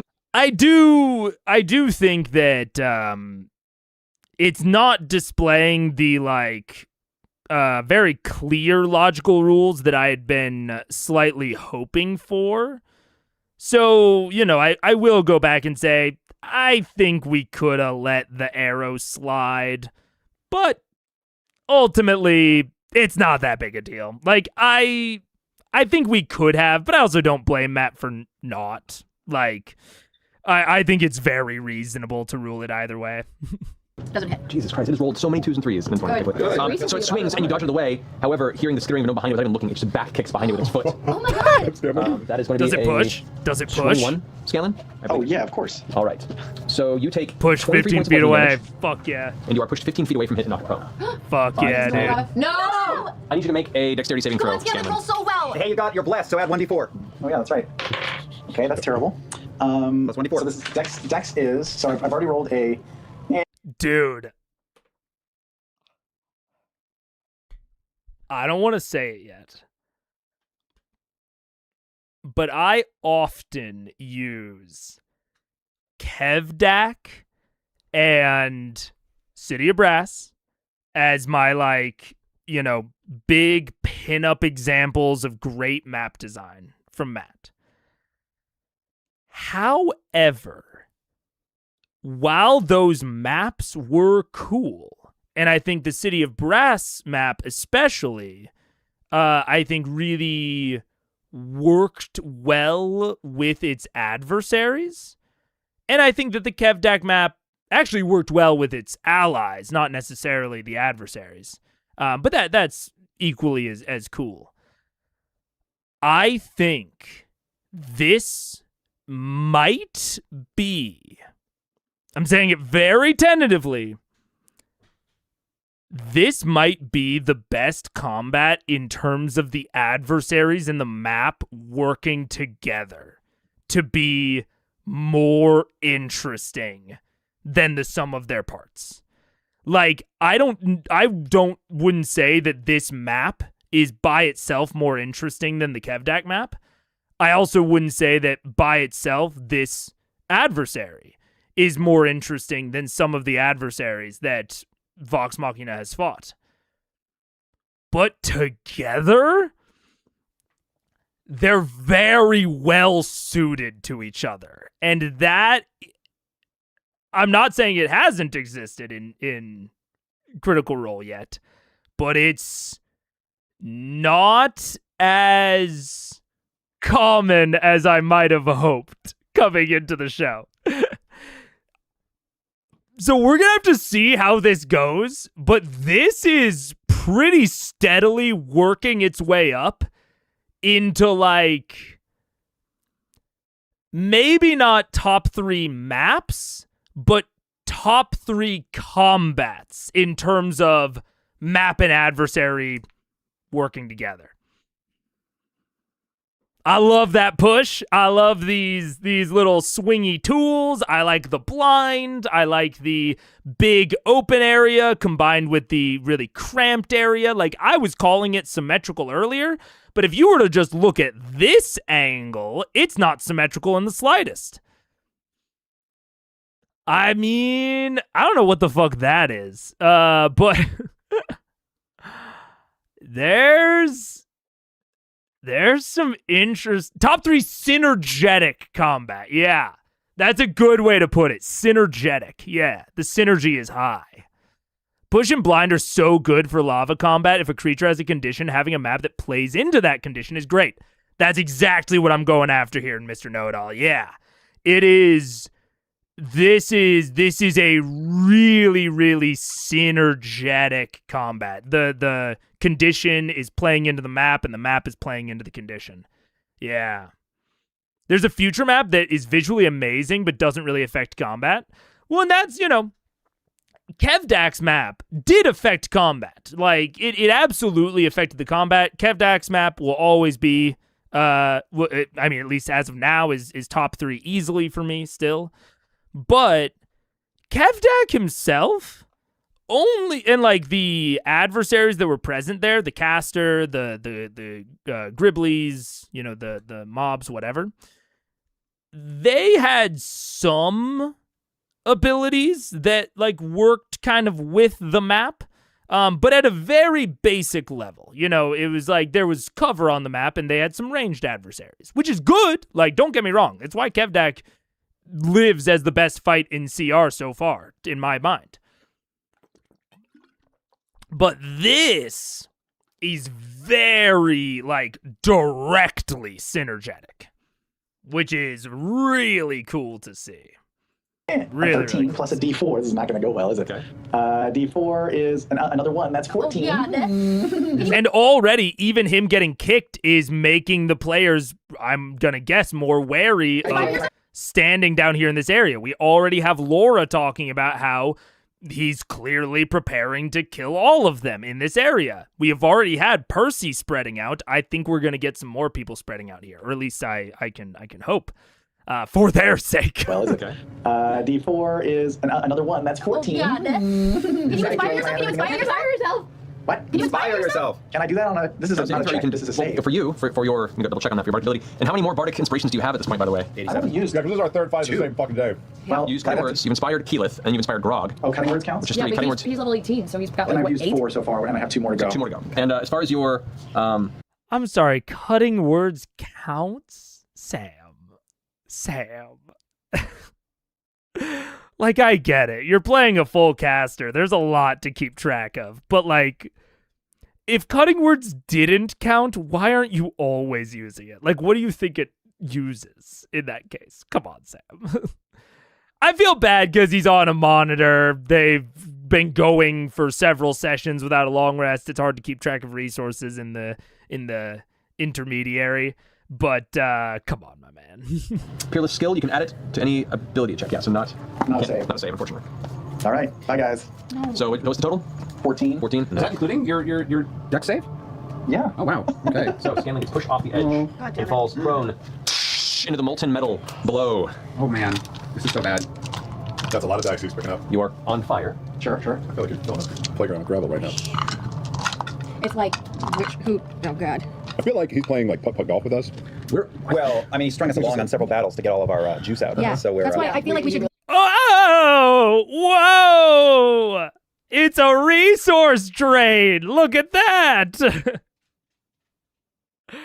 And look at that. Resource draining actually works if they're on like a time limit. If they don't just pop open a mansion during the middle of it to to regain all of their resources. Holy shit. We've got the design philosophy exposed. Really, maybe just rest. You take 53 points of fire damage, Scanlan, as you are currently now partially submerged in molten metal and screaming in horrible pain. Oh, man. But it sucks, doesn't it, buddy? But with vibrato. That's when it's turn. That's your up.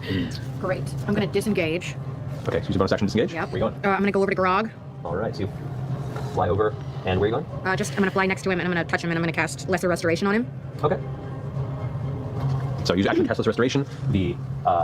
So Lesser Restoration Heals affects. blindness and deafness. Good. Okay. With the 250 hit point guy. Good call. Good call. He needs to be able to fucking see so he can That's- smith while we're I've- trying to distract this fucker. I can't remember the last time I saw Vex use Lesser Restoration. Fuck yeah, dude. We're using different spells out here.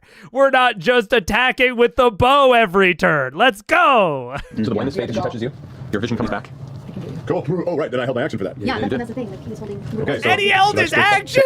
Holy shit, I forgot he held his action. I mean, not how it works, blah, blah, blah, asterisk, whatever. I don't care. Interesting decision making. He held his action, then she cured the blindness, and fantastic. They're fucking comboing. They're working I should know this. How together. quickly can these things be made? Well, I should know that. to be honestly, the process of each trample is going to be like a 15-minute process. So You can't hypersmith. It's just a guy. It's just a guy. Yeah. Okay. Fuck him up. 15-minute process. Do you have any more movement left?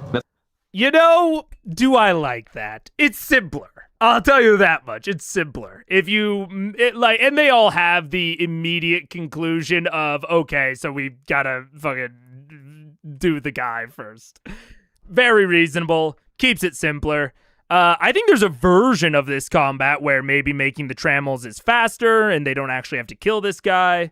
But when you're doing so much, you've got so many novel things going on. I think it's fair to just focus on the combat. Yeah. That's 15 minutes if it's just a straight multiple helping type circumstance. Do I have any more movement left? With that, not really. You have to go over an arc to get there. You could grab the hammer. Yeah, but what purpose would it? And this is why I harp on map design, adversary choice so much, is because for so much of D&D, there can be a clear and optimal correct thing to do.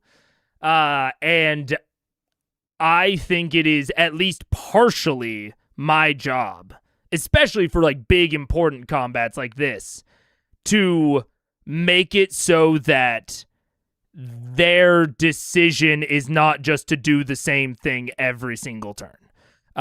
Or if that does wind up being the decision, it was at least a tough decision.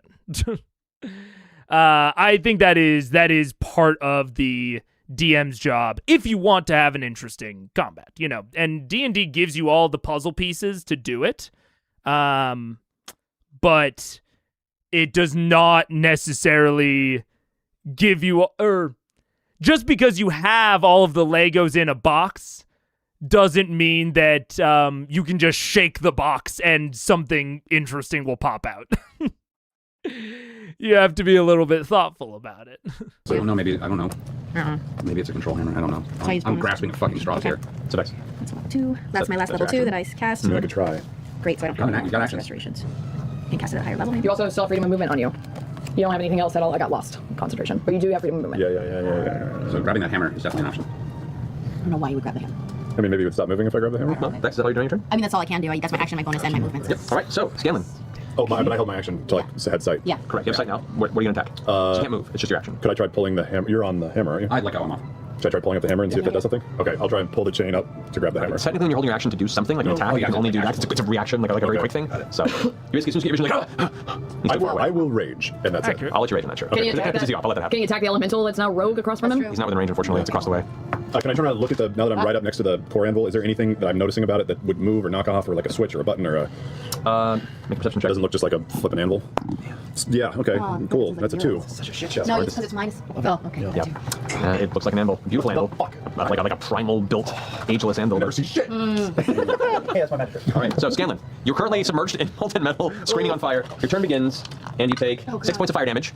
Sure. You're prone and sinking into it. What are you doing? You should probably get out, right? Yeah, no, I guess, yeah, probably. Okay. So you get I will, and you I guess, save my life and dimension door out of there. Ooh. Okay, dimension door out of the lava. Yes, please. Okay. I have no other options. Well, I no, can't you can walk fall out of it. You're right next to the edge, so. Oh, I'm next to the edge, like I could grab and. Yeah, you can like pull yourself out of it.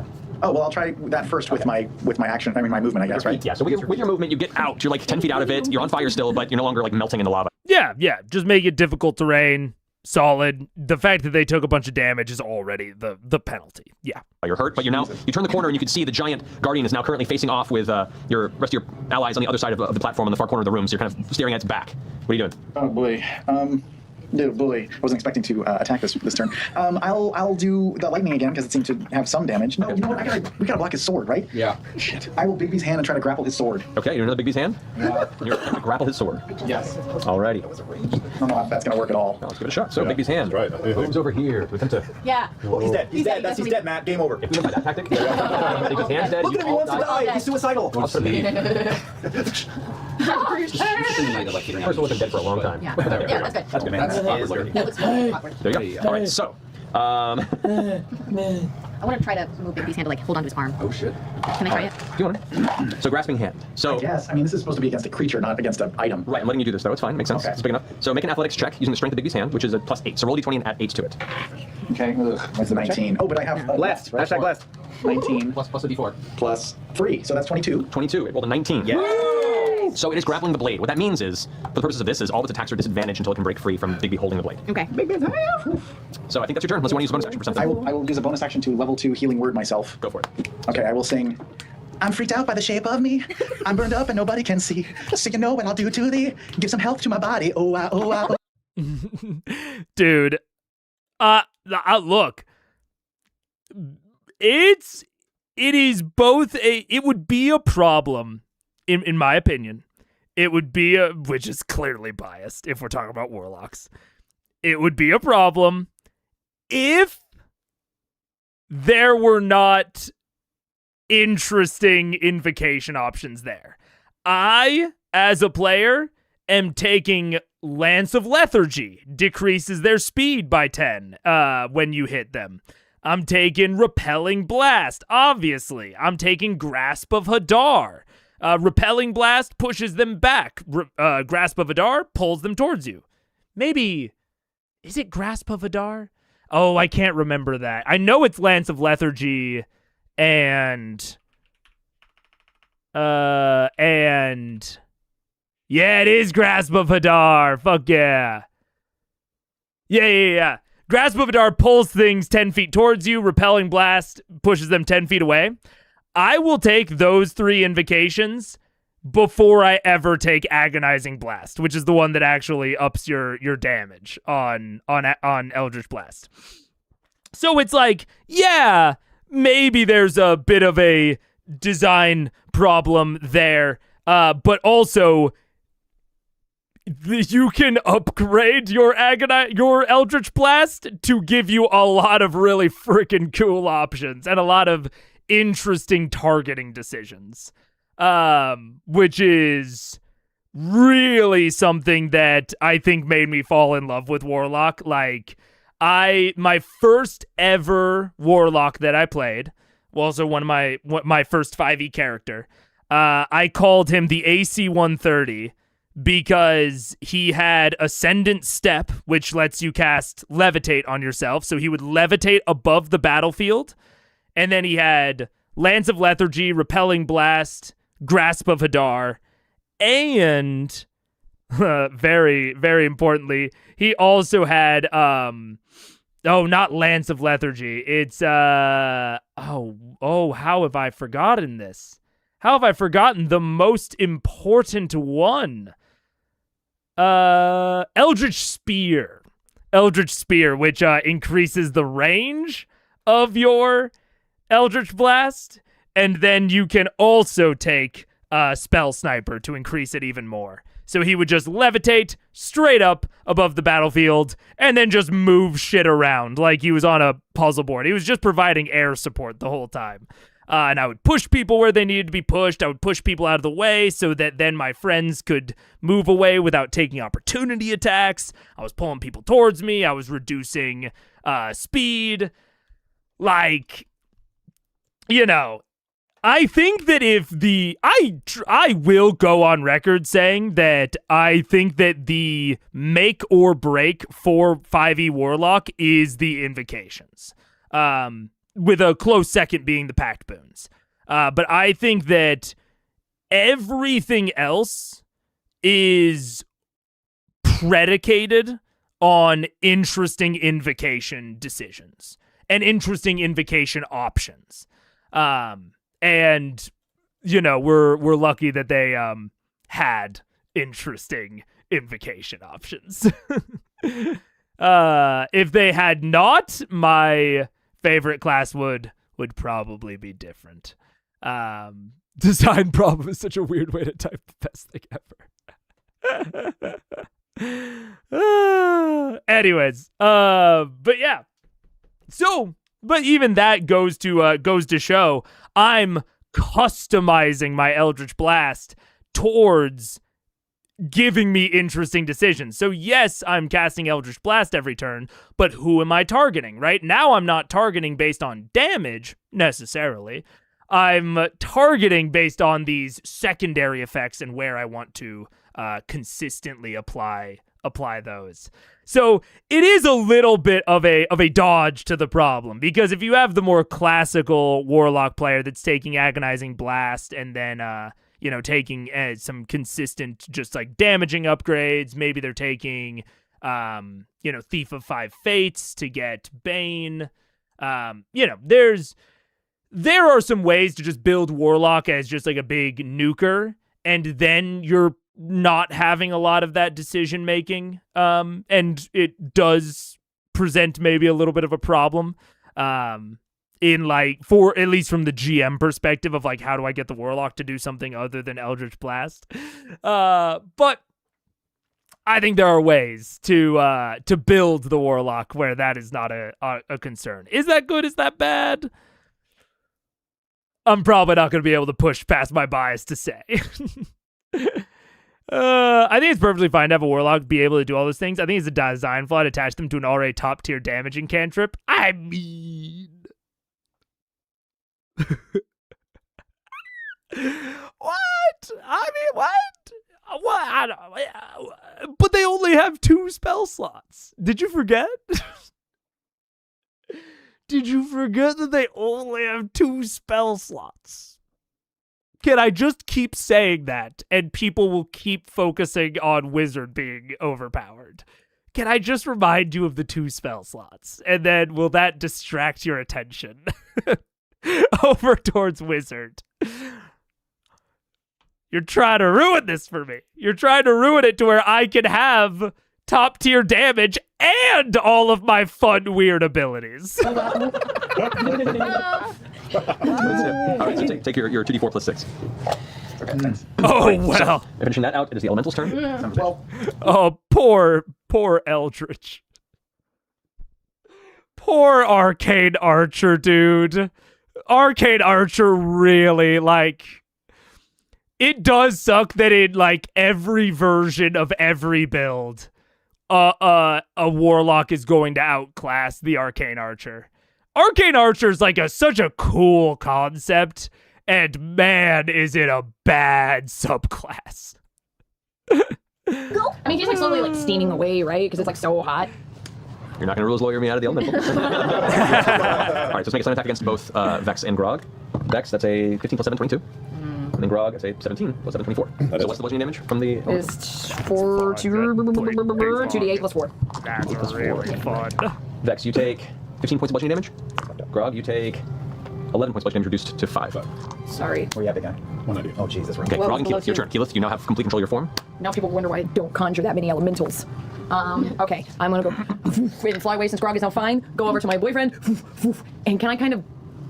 Would it be part of my movement to be able to grab him and pull him away a little bit, and then can I still have an action, or would that be my action? He's gonna swipe at us. Yeah. All right, then I'm going to fly by and do a healing touch on you, which you get 68 plus 3 hit points, and you are freed from your blindness. Oh, I love you so much. That's amazing. I love you so much. I love you too, boo. 1, 2, 3, 4, 5. Will you give me one more? Holy shit. Okay, 12 plus 4, 15. Right? No, 16 plus another 3. It brings us to 19 plus another 4 brings us to 22. 23, and then another 3 brings us to 26 hit points, and you are cleared from your blindness. And then can I use the rest of my flight speed of 120 feet, like my boyfriend, to then fly away? Certainly, which direction? I want to go kind of like back and over on this side. Yeah, a little bit closer, kind of. Yeah. You fly over as you swing. It Yup. glances kind of your direction. And she, as the more mobile individual, can fly over to the more crowded area. So we start thinning this out, make it to where he can't get as many free hits on us. Action gets an attack opportunity on you. Seeing the decision-making in process. So that's 20. What's your armor class in the planetary form? Planet AC is like 29. 19, so it hits you. 19, so it hits me. That's so? I'm blessed. Hashtag blessed. Can I do that? Plus doesn't add your armor class. Oh. It's attacks and saving throws. Oh. It's level 1 spell, guys. So it hits you. Damn it. You take... It's a level 1 spell, guys. Yeah. I still jump in the 42 points of slashing damage. I need you to make a Constitution saving throw. Oh no, you can't be blinded as a planet That star. does get 24. So I'm at You are not immune to blindness. Sorry? 60. God fucking hell. Blindness. No, there's no way to run away from him. You have to either defeat him or find a way to disengage him. Can't cast the magic. So wait, is it Con as me or Con as the dude? I mean, there are 4 chains hanging off of the thing. We only know the hammer's attached to one. The tools, the rest are other tools. Do I take the guys? Do I take my Flame Star's Yes, Constitution? it's plus 7. Ooh, that's cool. And then but I still have my Warcaster ability too, right? So I have advantage. No, that's in concentration. So yeah, you'll have to do that in a second. But first roll to see. This is just to see if you go blind or not. This is the curse effect. Do you have, like true sight and stuff? I do have True Sight as a planetary. It is pretty good, so that's 27. 27. Okay, so you resist the blindness. Okay. However, now half that damage, which was You what? said 42. Yeah. Right. Yep, sounds right. 42. So half that's 21. So DC 21. Make a Constitution saving throw with advantage. With a D4. I'm good. 17 plus my Constitution's Yeah, dude. you're fine. So you maintain concentration on your 4. Perfect. All right, that finishes Keyleth's turn. Grog, what you doing? Yeah. It's hammer time. I'm gonna run. I'm gonna run down here. 5, Golem hits 10, me so 15. hard. What are the steps? Like 20. Oh. 25 behind there. This side. Okay, perfect. You can get up right against it there. Great. The elemental gets 1 swing at you as you go out of its range. That is a 3 plus 7, not 10. Okay. It hits your back and it's like, ooh, it's kind of cool. That was my first one. And I'll take both of my attacks at the giant Deathbringer. Just reckless, not great weapon. Okay. Hoping for a crit, which was not it. 31. Hits. Great. Ooh, that's better. 32. Hits. Great. These are both with -5? No, not great weapon. Or not? Just right. Okay, yeah. Then with it. 6. 22 for the first one. Okay. Now, I can't disarm him. He's a giant. Okay. 1 second. My dog is being weird. Bird, what are you doing? What are you... She... Hi, sweetie. She is fully under the desk, which she does not normally do, so I'm wondering if she's trying... No, she's not trying to eat anything. You just miss me? I just been in the office for a while? I can't even show her because my camera is, like, hooked up to a mount, and I don't have, like, a quick release, do I? No quick release. Bird. Are you just gonna stay there? All right, I guess she's just gonna stay there. And 20 for the second one. Well, he's already grappled. His weapon is grappled right now. Yeah. So I don't know if you have advantage on trying to disarm him. He's gargantuan, though. He's already at a nucative building Yeah. because of Big B. All right. And that is it. That is it? Yeah. Alrighty. So that ends your turn. At the end of your turn, Grog, it's going to go ahead and use some legendary action to swing back at you as you're hitting it. So you slam it in the back with the axe as it angrily swings a wide strike towards its back, hoping to catch the side of your chest with disadvantage. That is an 8 plus 14. So 22. That hits. That hits, okay. You take Wait, 27 points of slashing damage. Is that on his turn, or is he making a reaction? Matt. I mean, I will say, I've never actually ran with this, but it would be interesting to have, especially for something like a horde, to have a monster. Oh, it was a legendary action. Okay, I missed it.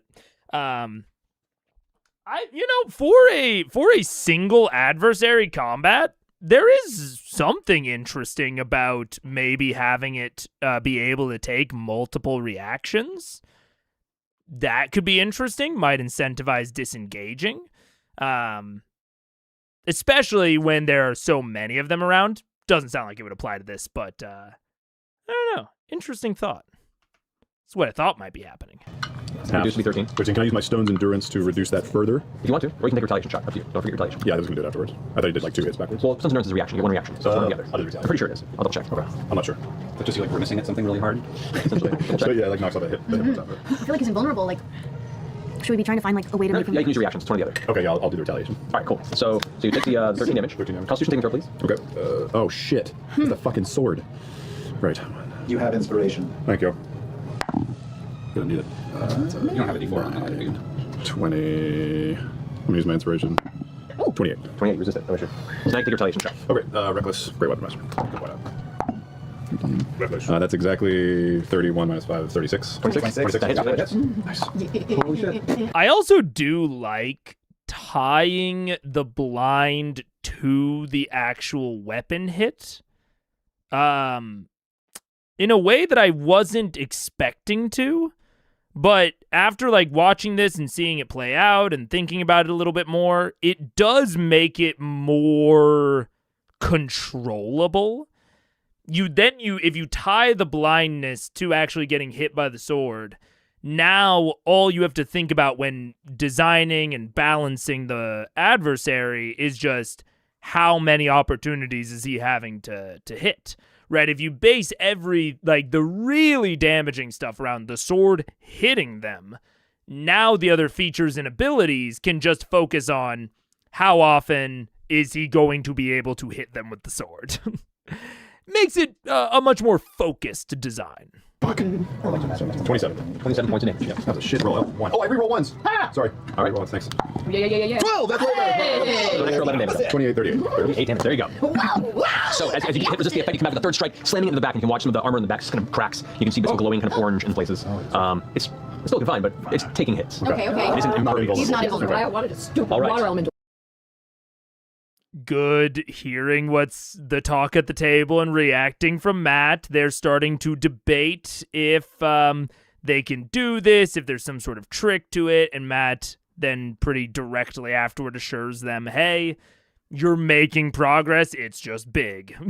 He's on death's door, guys. Yeah, he's definitely. We got it now. We got it. It's 2 Percival's turn. You got it, baby. I'm going to run all the way back to the back of the room. I'm going to put as much distance. Well, actually, I'll take my shots first. I've got Animus up, so I'm Why I going to will spend always a and point on forever it, running out of love grit, bloody. on advantage, Love. and I'm just going to try and take a shot on this guy. Object structures. I'm just about to be telling you how hot you look as you're doing it. All right.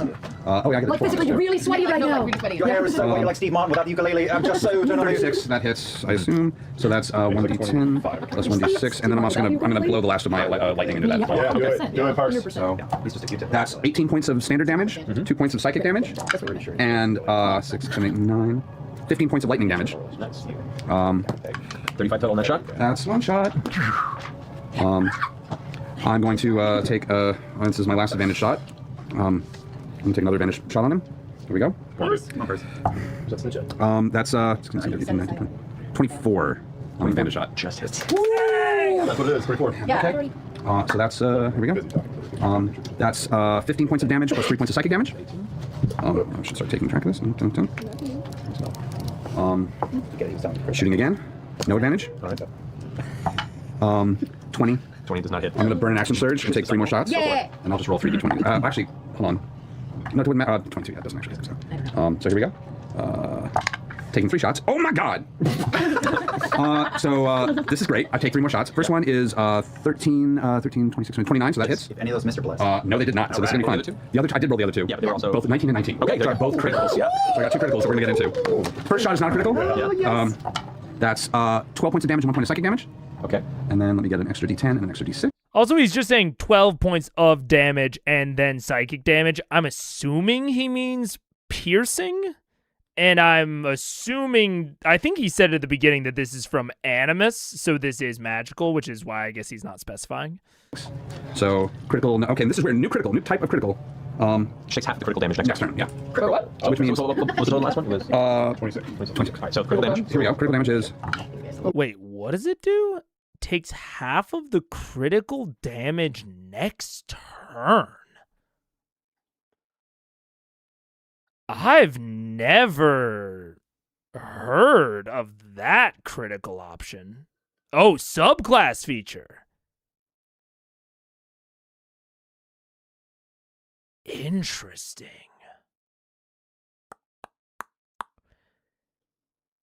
My initial reaction is kinda cool. My second reaction is sounds hard to track. But like with many things, you know, it's a positive thing for the player. If the player forgets about it, they're just losing out on extra damage. It's not like a bard thing where, or it's not even like a debuff that you apply to the enemy where you have to remember when the DM is acting that you put the debuff on. You know, that can be a communication challenge.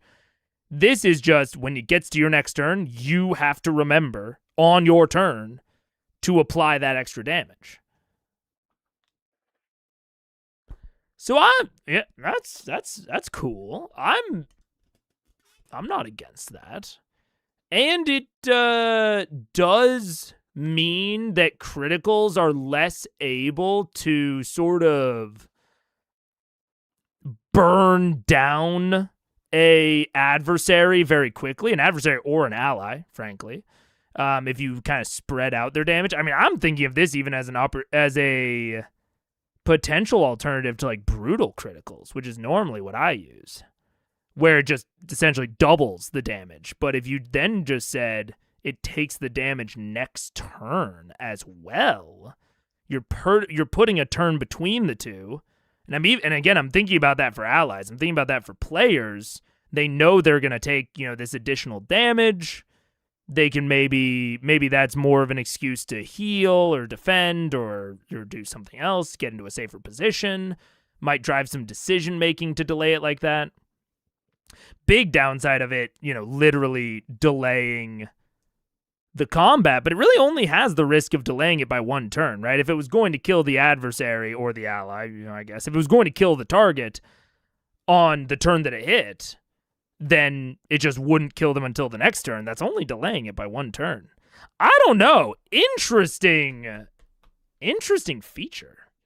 That's a very interesting feature. I've never seen that sort of thing before in D&D at least. Hemorrhage. It's basically green flame blade, but you don't have to move, which is one of the annoying things I think about green flame blade. One of the things that I like about this is that it sounds guaranteed, and therefore the player can manage it, right? The player can manage remembering it. It's their benefit. It should be on them to manage. Green Flame Blade is harder because you have to be really paying attention to your target off turn, right? You have to be really paying attention to whether or not they move. That's a little bit annoying, or it can be. It's a similar issue with like Bardic Inspiration or what have you. Yeah. Interesting. I made him say it with the mistake. Oh, was there a mistake? Oh no, I think you're thinking of Booming Blade. Oh, Booming Blade. No. But I've also never used either on any of my characters. Yeah, these kind of things are great because worst case, you don't have to rewind 5 turns. Yeah. Oh, we forgot hemorrhage damage. Yeah. Well, I mean, in that case, it's just on the player to manage. And I like that. And it's easier for the player to manage if it procs on their turn rather than on an off turn, another player turn, or an adversary turn. If it procs on those turns, it can be a lot harder to remember, to manage. It's a classic issue with like managing debuffs in D&D. It's just like remembering to do them when it's not your turn. So this, I think, is much easier for players to remember, and it's interesting. It's got some baked in decision making that I don't think Brutal Critical does. And I'm always on the lookout for alternative criticals. So that's interesting.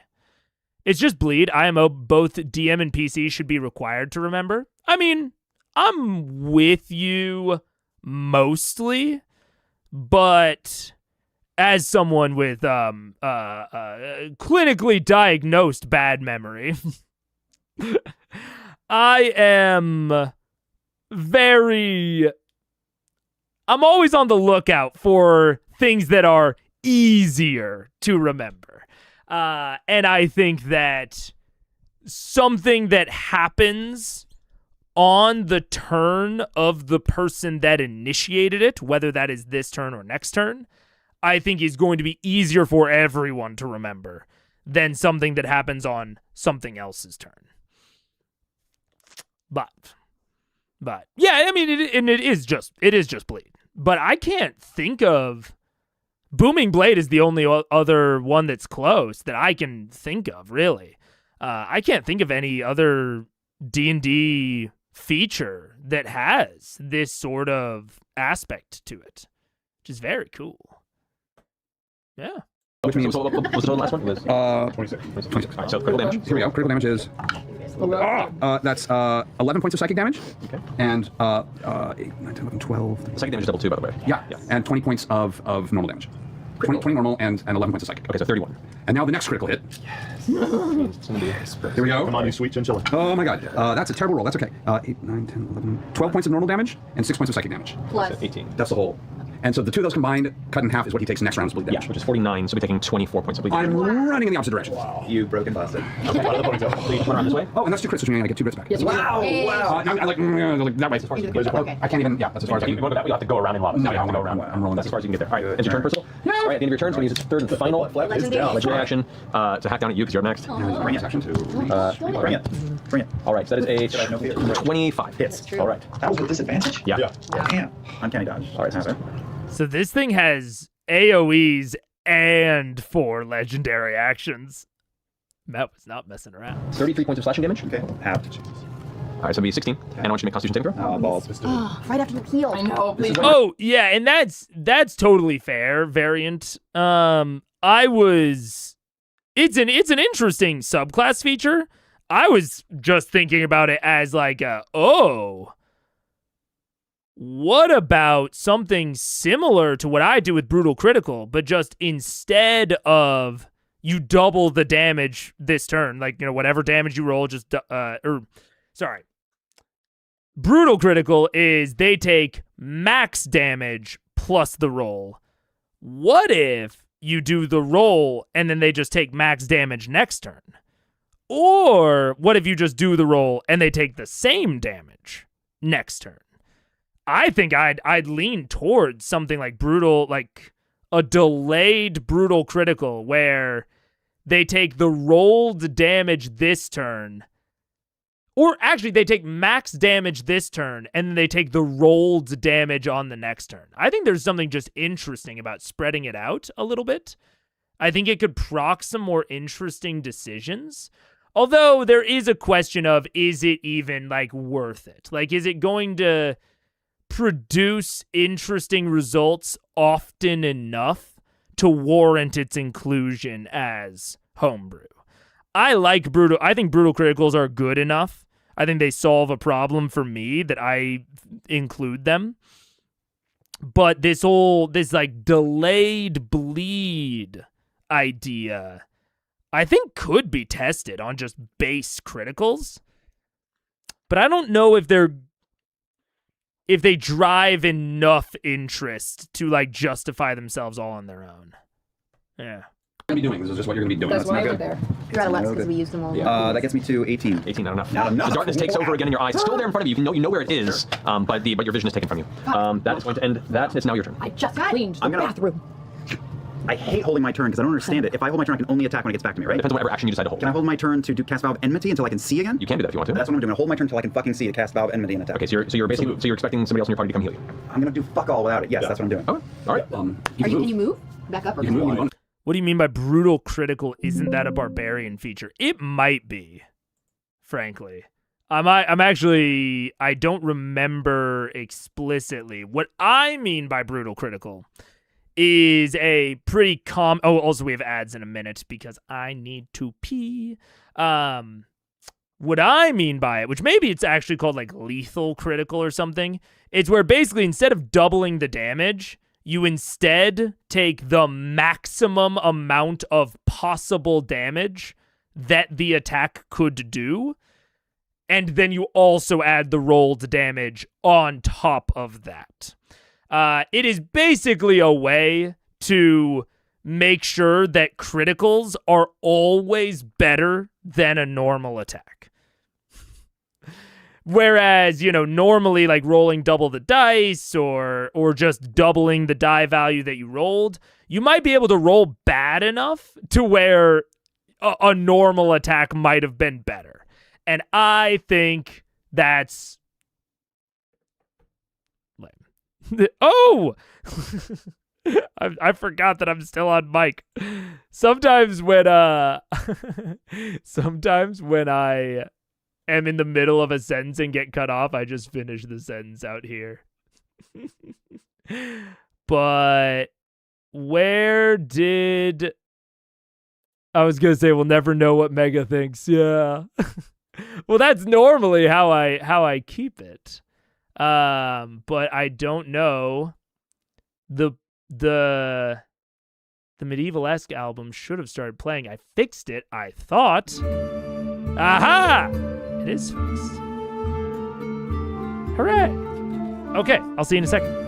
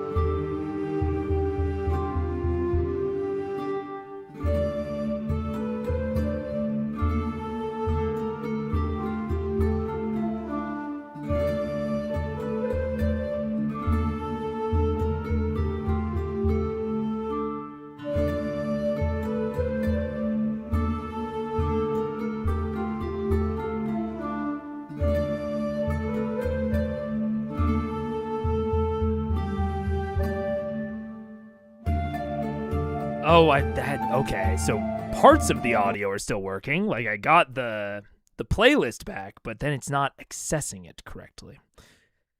Get that out of there.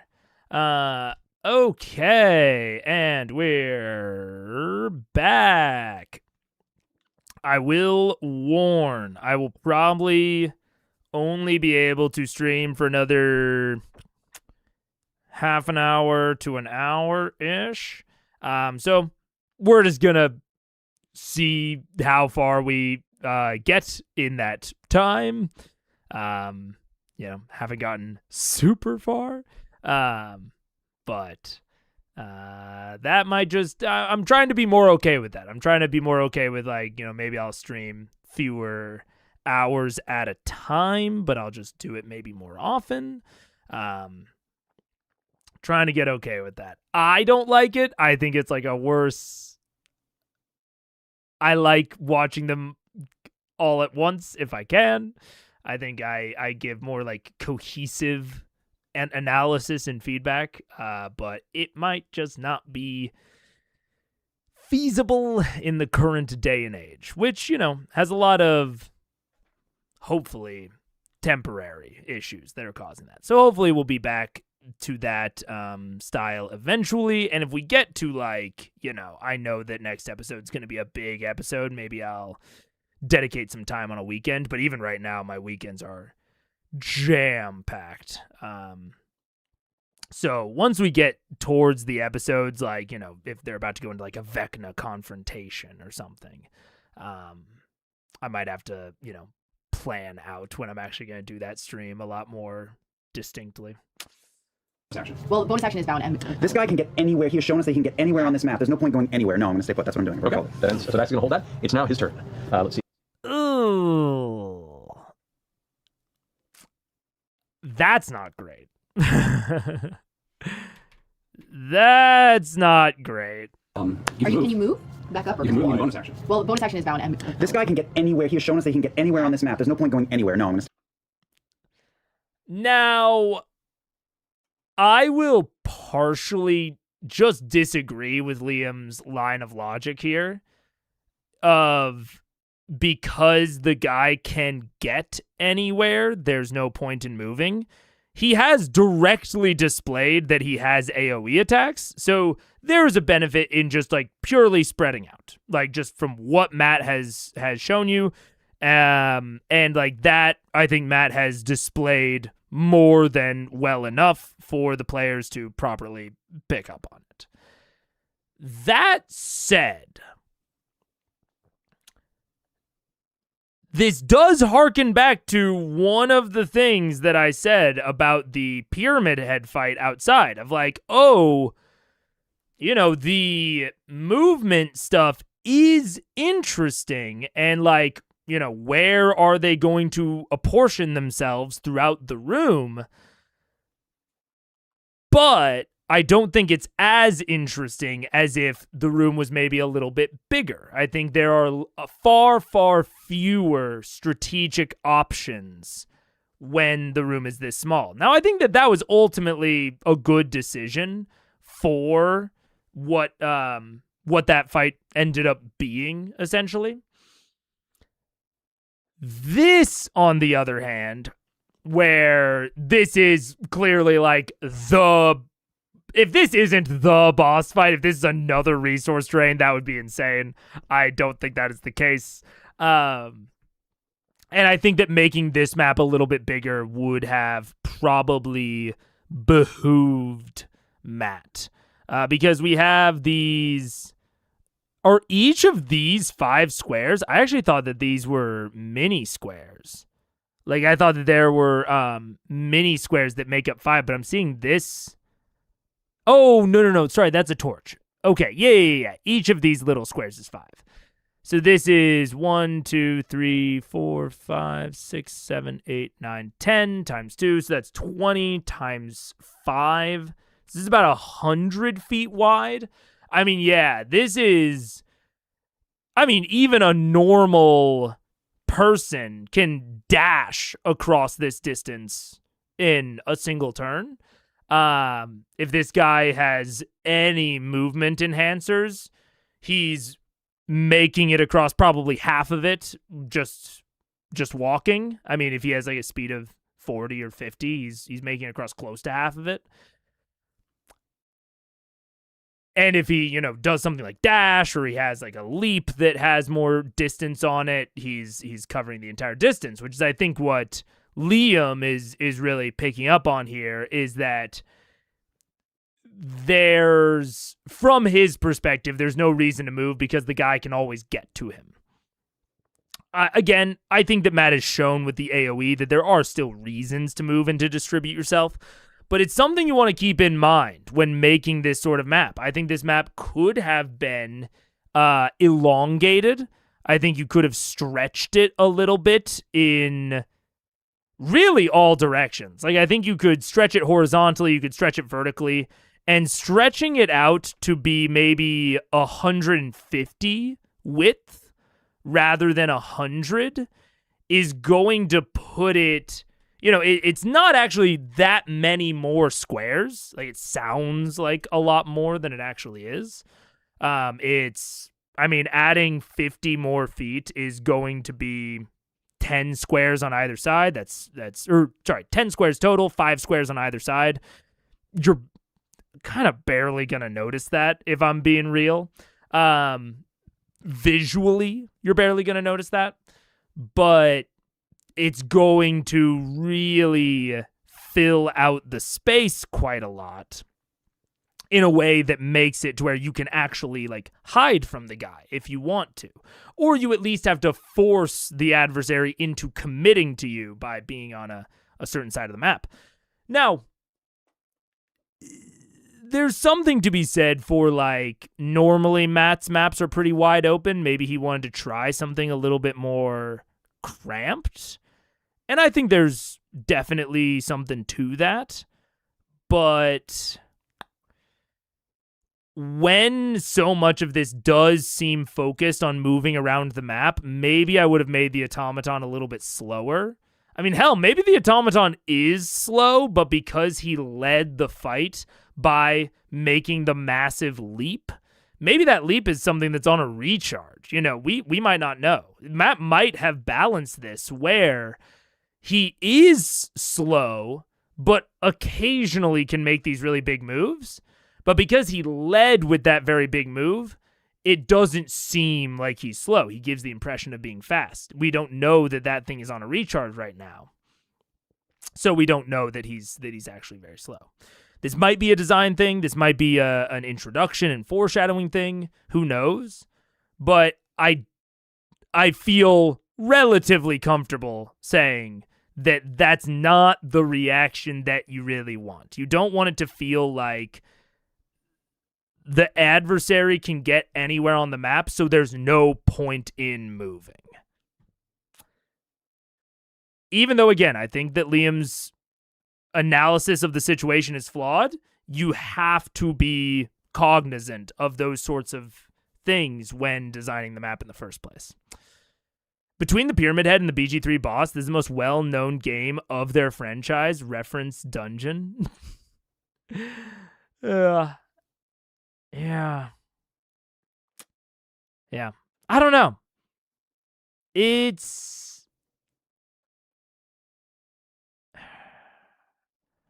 I'm trying to think if there's a way to handle it. I mean, I think it's besides the two that I've said, of like make him obviously slower, or at least display him to be slower. Maybe he is already slow, or just widen out the map. I would have just widened out the map.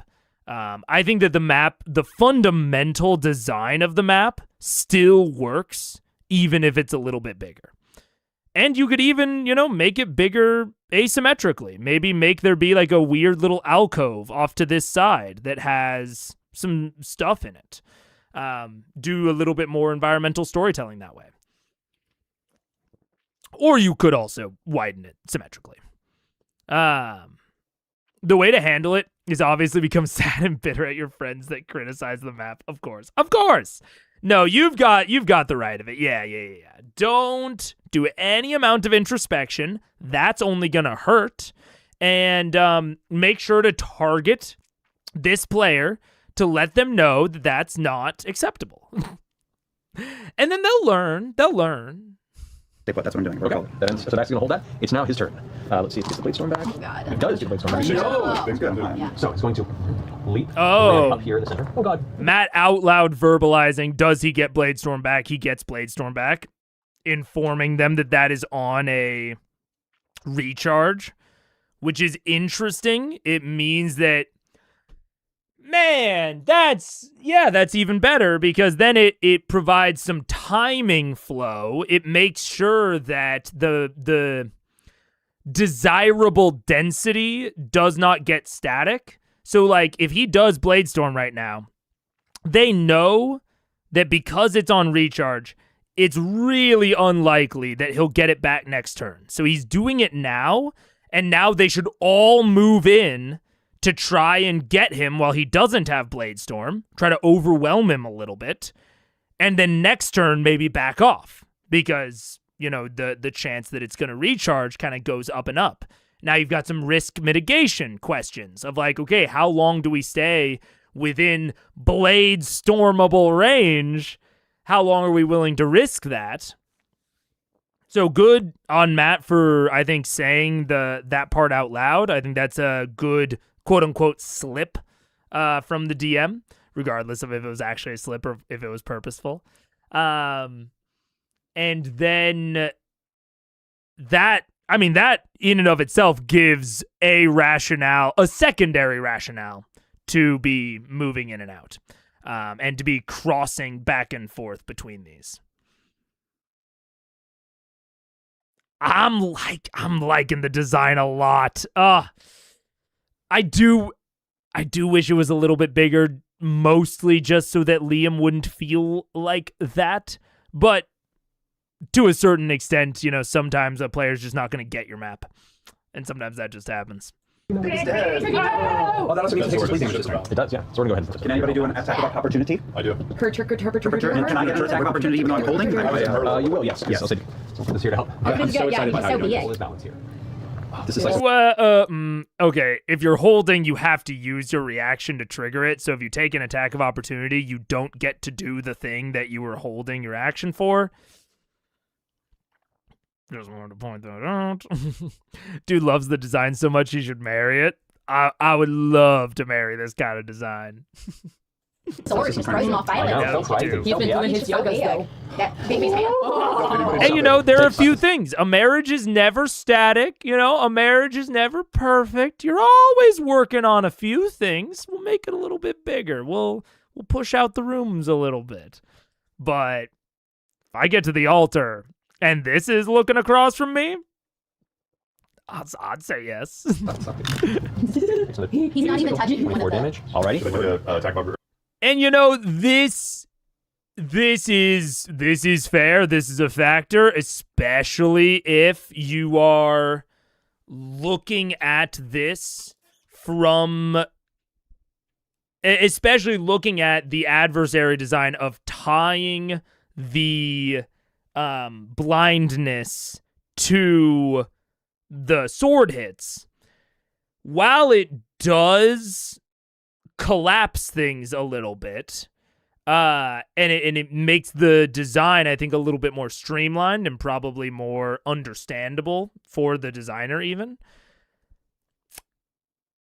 it does run the risk of overwhelming. Putting anytime you put a status effect on just like a normal attack action, and especially if you allow the adversary to do that attack action a bunch, it runs the risk of that sort of feel.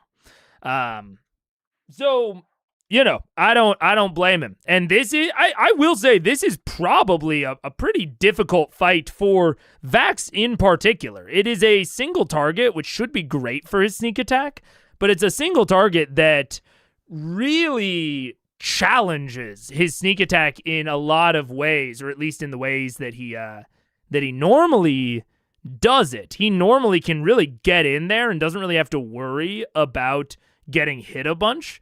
And this is really challenging, that kind of normal mode of operation. And that might be frustrating to the player, but, that's also the sort of thing that you need to challenge them with on occasion in order to bring out some more creativity. Again, and this is like, Vax has been blind the whole fight. I think it is a reason that the main way that I go with how I would change the map is just to make it a little bit bigger. Because one of the solutions to that, I've been blind the entire fight, I just want to move to a place where I can't be hit. That is kind of impossible if you feel like the adversary has access to the entire map at all points. It becomes irrelevant where you are. Which is sort of both true and not true on this map. While Grim has access to the entire map, he doesn't necessarily want to be at every point on the map, right? There are some places that are better or worse for him, which I think is very good. It's one of the core things that I really like about this map. But that's not always super seeable from the player perspective. Sometimes you can't ultimately tell that. Like I probably can, if I'm being honest, because I have like a bit of muscle memory for analyzing maps at this point. But most players don't. Like if we're putting it out there, most players don't have that. So I don't blame him. I don't blame him. Hopefully when he gets unblinded, there's a little bit more decision making, or there's a little bit more like thoughts from his head. And he does, he has the ability to throw the daggers. Like he's got other ways of operating here. He just needs to switch his mindset, but that's hard when you're already blind. It is why I'm generally more of a fan of like conditions or what have you, where you can take your action to free yourself from them. I've even on occasion homebrewed specific versions of conditions or what have you that take all of your resources to free from. So they take like action, bonus action, movement, and reaction from you. It's like basically every possible resource you might have is drained out. Your turn just ends.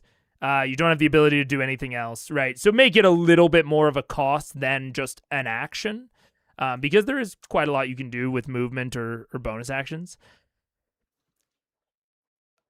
I'm generally into those sorts of ending conditions as opposed to effects that can only end via spells or via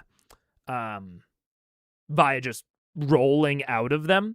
I don't really like things that you have to roll out of. I'm also a fan of one of your allies has to help you out, so maybe it takes your action and their action or their bonus action or something. But that is introducing homebrew. You want to think through that carefully before you do that sort of thing. But it is partially to address this sort of problem of someone just being stuck in a status condition and feeling like they can't do anything while they're stuck in that status condition. At least then they can work to get out of it. Yeah, I don't know. Vax could have gone for a different playstyle in this fight. No, activate the wings and throw daggers from a range. I could be missing something, though. Definitely could have before he was blinded. Yeah. Made the wrong choice at the beginning and been in a bit of spiral since. Yeah. Which is why I like providing options to get out of it. Now, that said, this is a high-level combat. They've got two separate characters with lesser restoration, assuming that Scanlan doesn't have lesser restoration. Like, I'm saying things that I would like to see. I would like to see the map be a little bit bigger. I would like to see maybe the blind condition have an alternative way to clear it. That could even be a good, interesting point to put on the map. Maybe he blinds you by like shooting soot into your eyes, and there's an eye washing station, right? Like, like you'd see in like a high school lab. They have an eye washing station. That's just like a little bit of like a fountain or something. That you can, if you can get to it as a blind person, you can wash out your eyes and the blind effect is gone. Right? That would be pretty interesting. But that all said, at a certain point, if you want to make something more challenging, you take away those sorts of options. Like this, this is a challenging combat. Like I said, they have at least 2 people that can cast Lesser Restoration. Like, at a certain point, you just kind of got to deal with it. They have the tools in their toolkit. I mostly DM mid-level, so I'm thinking about things like the eye wash station because they don't have unlimited tools in their toolkit.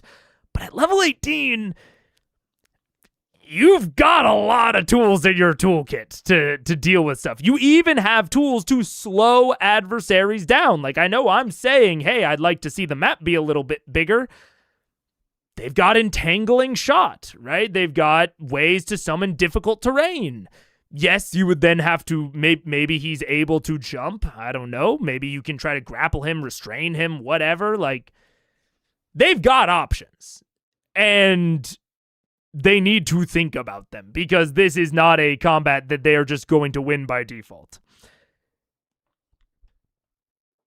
And I think, honestly, maybe the reason that there's a little bit of player frustration here is because this is one of the first times I think Matt has effectively drained their resources in a way that they knew was probably going on, but had no way around, right? I think this is one of the first times I can think of that Matt has had like a well-paced resource drain schedule going into a boss combat. And they might just be, having issues with a really tensely, knife's edge balanced designed combat. Because this combat isn't actually that devastatingly hard, like you have to design for sometimes when you don't have the room to do resource drain, right? You have to just design a boss that is crazy punishing, a la Kraken. But if you have an appropriate, like, resource drain couple of combats leading up to it, you can design a combat that is much more graspable, that actually does have several ways to deal with it. But because your resources are low, you have to be really careful with it. You can't just blow a bunch of lesser restorations on everyone that sees fit. You lesser restorate Grog, but maybe not Vax. And you just have to make those sorts of decisions. And they've never really had to do that much before. They've kind of had unlimited resources, or at least close therein, in most of their hard combats. So, like, I've got some nitpicks about the combat itself. I've got some things that maybe I would change. But broadly, I think this is like a player strategy diff. Like this is maybe just like one of the most difficult combats strategically for them, where they need to think very differently than they normally do, and they need to really use their tools to their highest possible success. They, when they went into the Vecna combat, there was no way they were winning that. It didn't matter how they used their resources, how they prepped for the fight. They were not winning that combat. Here, this combat might hinge on resource usage, like legitimately. And that's kind of novel for them. But also is sick. Like, I'm pretty... I think Matt designed all this well. Like, I have some quibbles with this dungeon. I've expressed them over the past few streams. But this might be, like, the most cohesively well-designed for D&D 5e specifically series of encounters that I've seen from Matt so far. Yeah. There's a reason why basically every GM, including Mega, starts off by going, he has how many players at this table? It's true. I'm editing Critical Eyes episode 1 right now, and I think it is literally the very first thing I say is, holy shit, there are so many fucking people at this table. Yeah. No, and I agree. I'm not trying to be dismissive towards the player feelings either. I think this is the sort of thing that Matt could have thought about and made some adjustments to his map to compensate for. But at the end of the day, they are 7 high-level adventurers, or 6. But they need to be challenged, and I think he's challenging them in a very reasonable fashion. Yeah.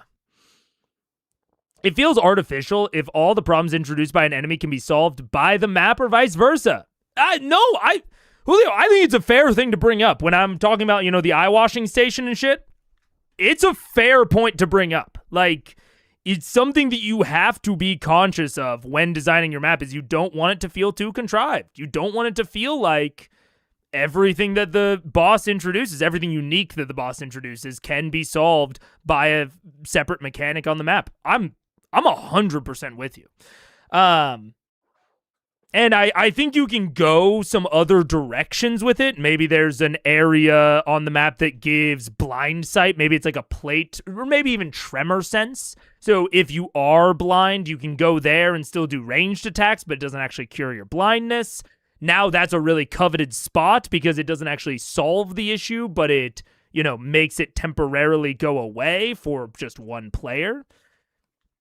There are some ways to address it, I think, without totally solving it, but you're 100% right that it definitely feels artificial if the problems are too solvable by the map itself, especially at this level. At lower levels, I think it's more understandable. Like, I think that they'll be more okay with it, but at this level, they've got the tools to address most mechanical things you can do to them. Yeah. At the end of the day, players, aka people, hate losing. In D&D, that means spending God knows how many hours being ineffective in combat. Yeah. I'm glad that an ancient dungeon follows chemistry lab safety regulations. Yeah, you gotta get the eye washing station in there, yeah. But mostly being BM, I tend to be biased to Matt's side. And I honestly feel like a lot of times I'm not necessarily biased towards Matt's side, but I think I critique Matt much more often than I critique the players because I feel like I have more insight into Matt's thinking and thinking that is even possible from his side of the screen, or the types of things I would do. I think I just talk about Matt's perspective a lot more, and that winds up, I think, being a little bit more where I'm critiquing him more often than I'm critiquing the players. But I think this is a well-designed encounter. Again, I think there's some things I might do different, but all in all, this is, like I said, this is top 3 most synergetic encounters, coolest encounters for me. I'm very positive on this encounter. And while I think that the player feelings should be taken into account, especially when you're thinking about it after the fact, at a certain point, they do just need to change strategies. Yeah. It's funny seeing the Critical Role fandom's opinions of some of the combats that they are too hard or unfair, and some of them are fine, easy even, but people saying that probably don't GM. Yeah, which is something I'm trying to bring with this series. When I look at these combats, it's not just are they too hard, are they too easy. Combats being easy and hard is not a reflection of if they're good or bad. You can have a very hard combat that is still very good and well designed. And at certain points, you just should be challenging your players extremely. But you can also have an incredibly easy combat that is incredibly poorly designed and frustrating, And I do think that a lot of internet discussion that I've seen about various combats does boil down to good or bad equals easy or difficult.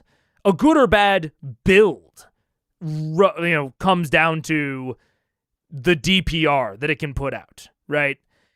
And I think that is missing the point of what makes D&D combat interesting. And it's why I talk about maps a lot. Because I think that so much of what makes D&D interesting comes down to all of the various interactions you can have with the space that something like a video game just can't replicate. A video game cannot replicate the amount and the variety of unique interactions that you can have with a space, right? And I think that is, at least from my perspective, what results in an encounter feeling good or bad, separate from how hard it was. It's the difference between something feeling like a slog versus a tense nail biter, right? It's not the entire difference. Adversary design is a huge part of it. It's also why I talk about that a lot. But just how hard it is, you know, I mean, D&D is so... You have an in-the-moment balancer, right? Things being hard or easy, I think, is a third-tier analysis perspective. It's certainly something you should take into account, but it should not be the main analysis criteria of is it hard or is it easy.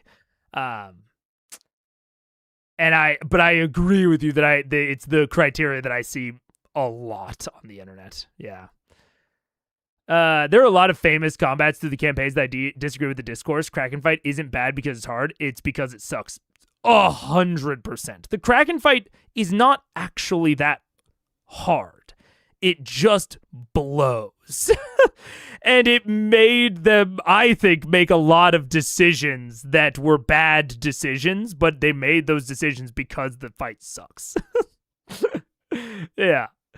Yeah, I think to some degree it's because of how many people do or did watch CR who don't even play, much less GM. Yeah, true. They see players get frustrated and assume that means hard. Yeah, and I mean, this sort of discussion has played out with other games before, talking about Dark Souls. You know, Dark Souls is very hard, but all fights in Dark Souls are hard, but some of them are less frustrating than others. Some of them are more interesting than others. And I think you can apply a very similar logic to something like D&D. Yeah. I think people spend a lot of time reflect CR players' reactions, and they are pretty bad at assessing threat, in my opinion. I won't disagree with you there. Yeah. Good, bad axis relating in some way to easy, hard axis is a logical fallacy that can be applied to many things in life, and that a lot of people fall into. Yeah. And that's where we'll end the tangent there. Yeah, it is a common analytical fallacy. Yeah. So both you guys have the First grab. That's great. Yeah. That was fair. Yeah. Yes. 35, 30 hits. 30 points damage. 30 points damage. Nice. He takes the hit, it lands. Go ahead and make your attack. Okay, so I have him flanked with Grog, right? Because he was right between the two of us, so down to regular attack. Correct. Good. That hits. That's 18 plus a lot, plus 14. All right, that hits. Go All ahead. right. Oh my god. That is there's 11 plus psychic damage is 13 plus these fuckers. 13, 19, 25, 31, 32, 33. And I mean, you know, not to put too fine a point on it, but if anyone should be able to avoid getting blinded, it kind of is the rogue that can disengage as a bonus action. 34, 35. 35. 35. Okay, he's 0 damage, and the blindness fades. Yay! Wait, how'd you do that? I didn't say I'm super happy. It just oh. It's concentration, maybe. Yeah, maybe because I It got it. seems less concentration. You get the sense that the blindness lasts until you hit it. Can I see now? You can now see. So now I can do my whole turn. Yes, you can. Yay. Is he within range?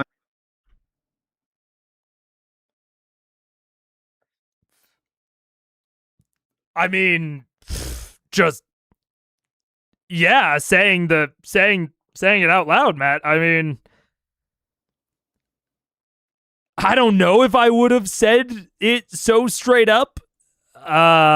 Especially if I have like, ooh, it's tough. I go back and forth on that because on one hand, it's like it's a custom kind of blindness application, and like if I'm ever bringing in something non-standard, I am a lot more open with that information. But on the other hand, there's maybe an interesting puzzle there to figuring it out. But is it that interesting? It's probably not that interesting. I think it's good. I think it's good that Matt just said it out loud, just straight up. Especially now that they've done it once. Because I also probably would have assumed concentration because that's the most similar to, another mechanic that is used, or that's an explanation that fits within an existing framework the best. It lasts until you hit it.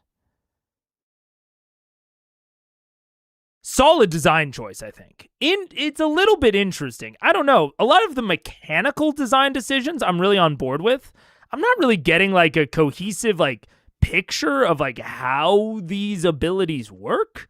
They don't seem totally cohesive. They feel more like features that were chosen because they worked mechanically than features that were chosen because they made sense in the package.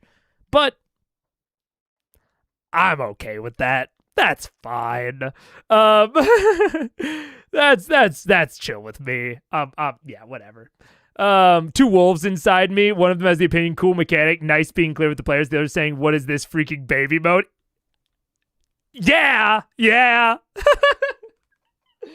Which is why I sometimes debate if I'm the harsher GM compared to Matt, because I have those exact same wolves inside of me. Interesting, good to be clear when it's a novel thing that doesn't have a lot of basis within other things that they've seen.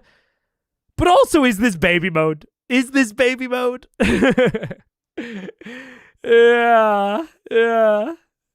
Vax is ironically level 1 in Rogue from Blind Sense. 1 level in Rogue. Holy shit. That's crazy. But also this creature has such a high AC with blind disadvantage that I think it is a little unfair. I mean, they are playing with flanking.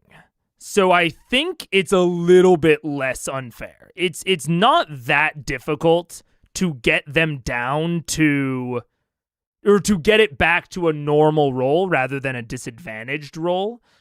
And unfair is, it's loaded. It's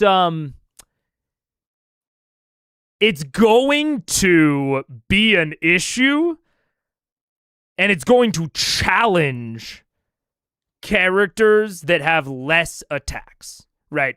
So a character that is throwing out a cantrip that has scaling damage, this is going to be much harder on them than a fighter with multi-attack or extra attack, right? The fighter with extra attack has that many more chances to clear the status condition compared to the single attacker. And now normally that's a problem for rogues because rogues are most often a, single attack Andes. But Vax in particular has the Boots of Haste. He very often bonus action attacks. He's got, I think, dual wielder. Vax has options to do quite a few attacks in a single turn. And the law of the dice, the law of lots and lots of rolls says that eventually he's going to clear that, even with disadvantage. But since they're playing with flanking, he's got even more chances to clear that. And if they spread out sufficiently, and they've got some lesser restoration casters, they've got lots of options on how to clear this. Now, do they need to get close to him? Do they need to not? Are there other ways to clear it? I think it all depends a little bit. But I wouldn't call it unfair. I think it's challenging. This is a hard fight, don't get me wrong. But it is certainly more challenging to certain combatants than others. Yeah. Yeah. Relies on the law of large numbers. He can be unfair since at least one character will roll lucky. Yeah. They have multiple attacks per turn, and Matt is willingly triggering attacks of opportunity. Spellcasters with just one attack can use a spell that deals damage regardless. That's true. They could use the opposite of a save or suck. I can't remember where it does half damage. Now that does depend. Do they clear the blindness on a successful attack roll, or do they clear the blindness when they do damage? If they just have to do damage, it's way easier to proc than if they actually have to land a successful attack roll specifically, or even an unsuccessful saving throw, we might say. Either way, if they can just do guaranteed damage and clear it, then I don't think this is an issue at all, really. But we can see his player's willingness. We can see this with his willingness to take a player completely out of the fight. Leaving aside the funness for the player, for the overall balance, it matters less in the bigger your party. Also true that it matters less the bigger the party. I think that this fight in particular is just very challenging to Vax'ildan in particular, but I find it difficult within myself to feel too bad for him because he is typically a fucking monster at the table.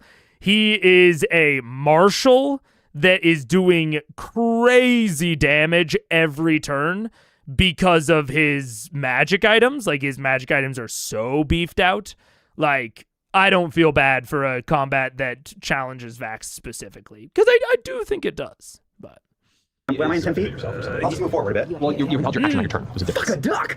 Okay, but he's near... That's fair. I will say the minute you hit him, the vision comes back, I'll allow you to do it. Sure. So you hold your turn. Well, yeah. So is he within 10 feet of Grog? Would you say his foot? Yeah. Sure, yeah, I'll let I'm going to save it then. No, he said you were in range. He was in range right when you... I understand that. I'm weighing multiple options, dear. No, I will cast Vow of Enmity. I'll cast it on my bonus action, then attack.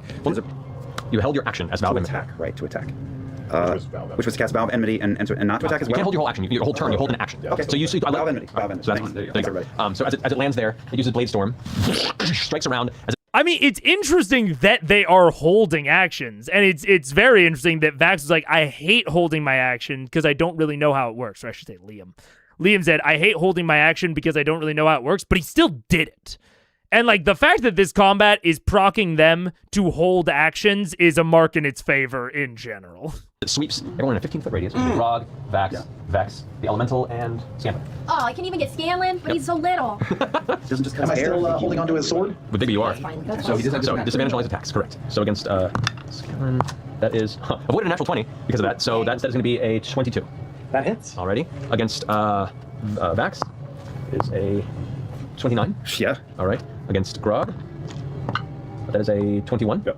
And against Vex is a 24. Ooh, that hurts. All right. So And the elemental. Elemental And is a... this is the reason to move around the map. If you all stay right next to him, he's going to Blade Storm and blind all of you. 18. Hits armor class 14. Yeah. All right. So each of you... They suffers knew this could happen. This is... 44 points of slashing damage. I'm gonna dodge. Okay, so 22. Can I already use getting my hit dodging by this round, this. I think. Is Yes, pretty we need to turn. Yeah, so minus 44 for me. Okay. Oh. 44 to the Elemental. Sure. Keep track of that. Yep, I'm on it. Okay, and then 44 22 to you. And I need all of you to make Constitution saving throws. Come on, baby! Oh, jeez, Come on, Louise. Elemental fails. It's a blind elemental. It's a blind terrible. elemental. Oh, no. Nope, he can be blinded. He's got 70 hit points. He hasn't taken any more damage, correct? No. Ah! Who's blind? Who's blind? I'm blind. You're blind? Is Grog blind as well? Yeah, Grog is blind. but I'm in melee, What was the so number if he trying to be? leaves, I can hit him. Yeah, and the minute you take your turn, you want to just Blind. Wow. Blind. Wow. And I'm in melee. If he leaves, I can hit him. They're doing some more detailed strategizing. Okay, maybe Grog stays next to him even if he risks getting blinded, but maybe other people need to fucking scatter. What's your Constitution saving throw? I made a 23. Scanlan resisted. That's you and Scanlan. That's my the class goat. that I haven't used. So now Scanlan, I need you to make a concentration check on Bigby's hand now. Oh, jeez. So you took You're more caster, you have advantage. so DC 22 because it was 44 damage. So you have advantage. Come on, Pinky. The first one was that poop thing again. Okay, so the one. That's not good. The second one I only rolled a 7, so I'm sure this is not going to add up to something good. Oh, yeah, give me that dice. Save? What did you roll? Yeah, are you sure that poop? What did you roll, Sam? No, the poop is the one we already What am I cleared. adding to this, Maddie? Your Constitution saving throw. Plus 1d4. Plus 1d4. Okay, I'm still not gonna hit 22. This is a check though, so I could inspire myself maybe? It's not a check, it's a saving throw. Okay, then it's only gonna get, it can max out at 20. Well, 20 is the max. That's what you're trying to hit. The DC is 20. So. Oh, okay, well then I will roll my d4 and see if I can hit it. Go for I it. only rolled a 3, not a 4. It fades. No longer holding the weapon. The hand fades, and the blade is now no longer held back. The creature's looking pretty hurt, but it's still hanging in there. Yeah, I can see that. I can see as All I see is balls. wicked Davy Jones. Yep. What, Its turn. Upskirting Davy Jones. me. Not Davy Jones. Who's that? Next turn. Do I remember where he was? Can I shoot in his general vicinity, even though I'm blind? Disadvantage, yeah. Yeah, please shoot me in the neck. I thought you said can I shoot at his genitals? Well, I can see up his skirt. I'm not gonna General lie. vicinity? That's what I thought you Is said. Rob close enough to flanking for her? Ugh. You have to be able to see an enemy to do an opportunity attack? Really? Oh boy. I wouldn't have known that. In a fight, you can make an opportunity attack when a hostile creature that you can see moves out of your reach. Ooh. I mean, they gotta keep that shit in mind. Fight until you'll see the arrow. 21 won't hit him, right? will not hit it for Okay, so I'm gonna try it But, again. like you said, they're probably forgetting that. God damn it! Well, No, it's a disadvantage. yes. So Yeah, I keep don't. blind. Neither of them hit. Both arrows just go fly, disappearing into the smoke of the room. Okay, well. Still get a machine. Behind you. Okay. I'm gonna. Let's see if this is. Nope, it's an action because I'm a genius. I'm gonna back up. I don't know if it'll do anything. You'll take a. Okay. I'm gonna disengage from the disengage, and I'm gonna back up on the Okay. broom. Make a perception check with disadvantage. No blind ass. Great, I'm rolling so good tonight. Shush, shush. 17. 17. Because your train saved you, you pull back and you just managed to hear the echoes of the bubbling and the sounds nearby. You know where the stairs are and you don't fall off. Oh, I'm of on my them. broom, so I was flying backwards. Okay. Well, that's the case. Then you manage to drift backward. How far back do you want to go? As far back as I can without, dying. Well, you're going to pull back and then slam into the wall over Yeah. here because you're not quite sure where that is. Yeah. We'll say you're there. Okay. This is so fucking. This is so. But end your Yeah, turn. fair End your enough. turn. Creature's going to go ahead. The Forge Guardian's going to use. Let's see. Don't say. Let's see. I'm right under his foot. I'm just right there. Yep. It's going to go ahead and use legendary action to attack with its Rune Blade against. You are. Yeah, I was gonna say you are the And this is maybe my main critique that I would make of this combat. I kind of do wish there was a more direct logic to how the construct is behaving. I think that's a really interesting thing to play around with in general. I think it's one of the things that makes the Grimforge combat so interesting, interesting in general. And it's a way that you can not have this sort of issue. If you have a logical flowchart for exactly what he does every turn, not only can your players use that against it, that's an interesting thing there, but you can also cut down your decision-making time on your turns as the GM massively. So I'd say that's maybe the main thing that I think could have really been a pretty small change, but had an outsized impact positively on the combat, is give this guy a literal flowchart that you follow of who to attack, because it is totally justifiable here, and I think it would have been really cool. the heavy damage dealer so far. Right? You are hitting a lot. Yeah, it's going to go against you. Just for this tip. Advantage against you. Just natural 20. If you have a flowchart, it does take away that sort of capability, but for this sort of big boss, I think that's all right. I think that's A-okay. Why? I half agree with you.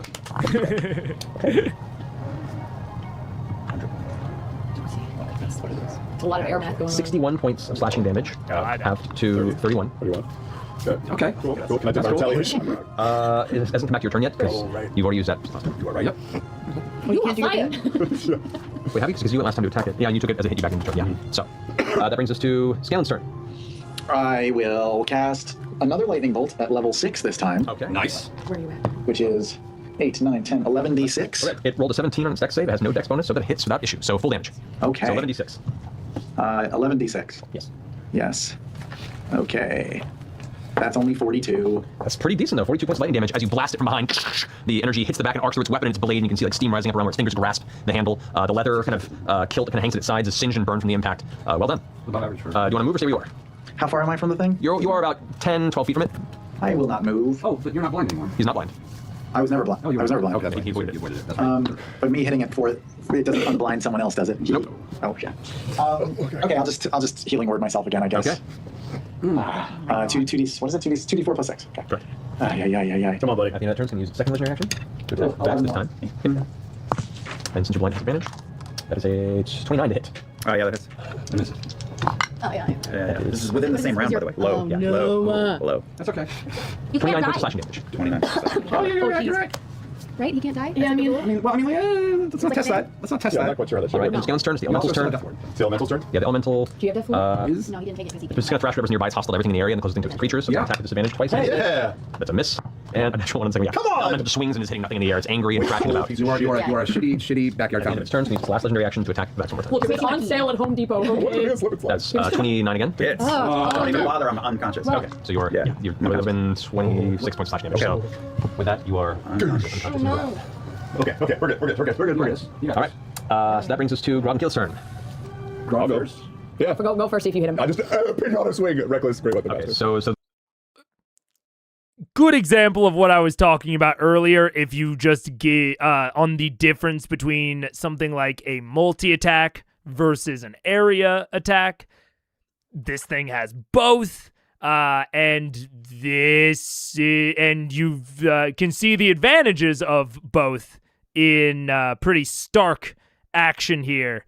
And you can see, if you give it essentially multi-attack on those legendary actions, and if you're tying the blindness, to the core attack, either way, it can become tough to not just burn down one of your PCs, especially with a very low intelligence enemy like this that is probably going to just continue attacking the same thing until it stops moving. It can be hard to justify not just sending all of those at the exact same player when their power is spread out among 6 people. That asymmetry can really wind up burning down the PC's health pool very, very quickly. Now, this is not that Liam bears an amount of responsibility for this, as he was the one that I can quote as saying there's no reason to move. If he had moved, he would likely not be the one that is unconscious right now. If even anyone was unconscious right now, it probably would have just attacked someone else. It probably wouldn't have gone after him. So,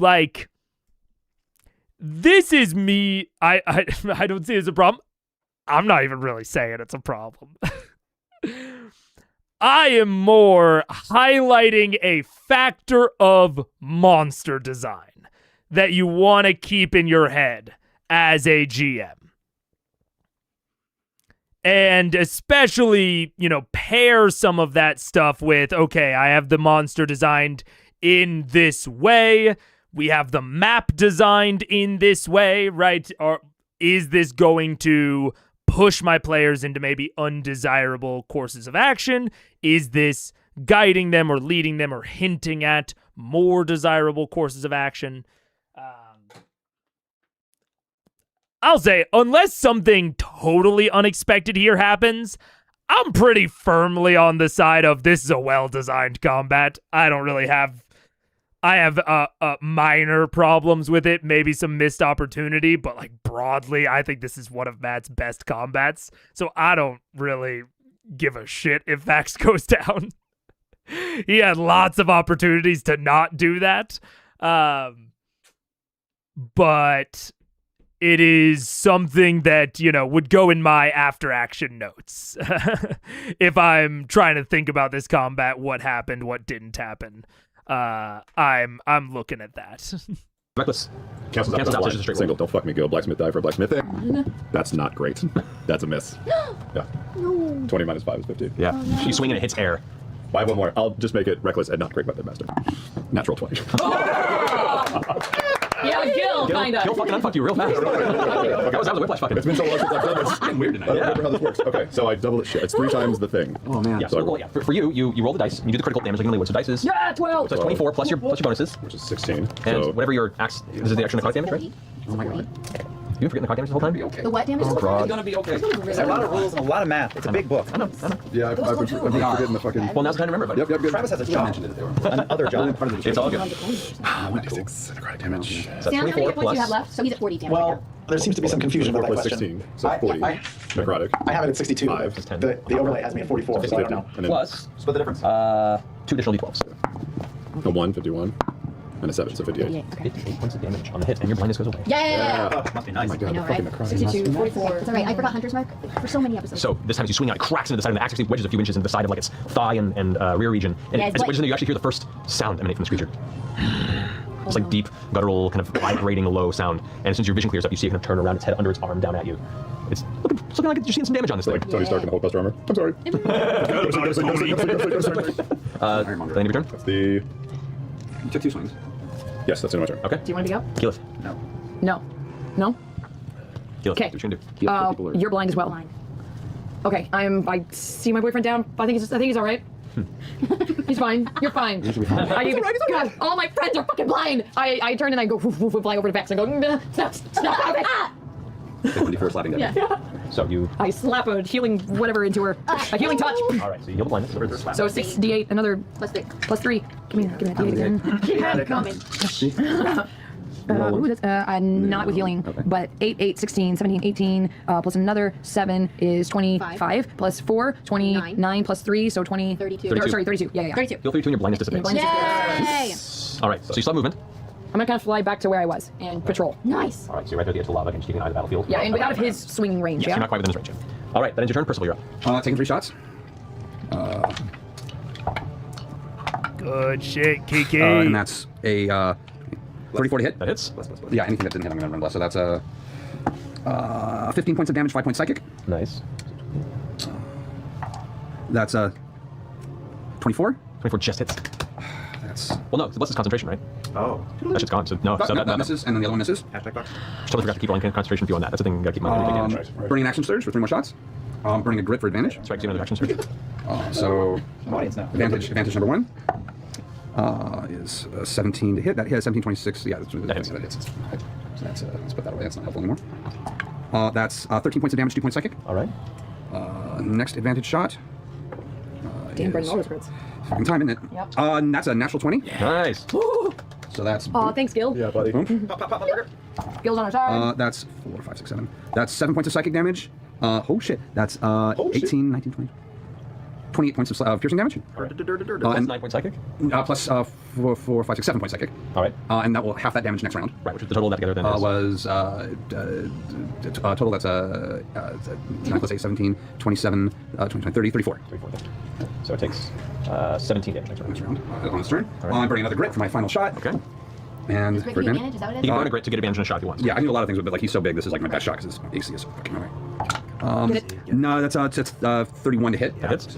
Percy saved his resources. And that's 16 points of damage and 1 point of psychic damage. Okay. So, all right, so it's your shots. And I'm running towards that fire pit, straight back.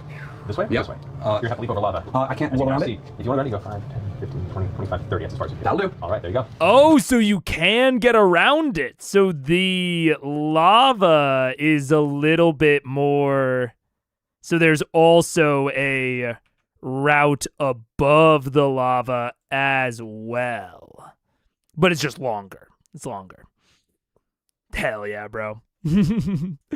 I mean, look, these two have come to play, bro.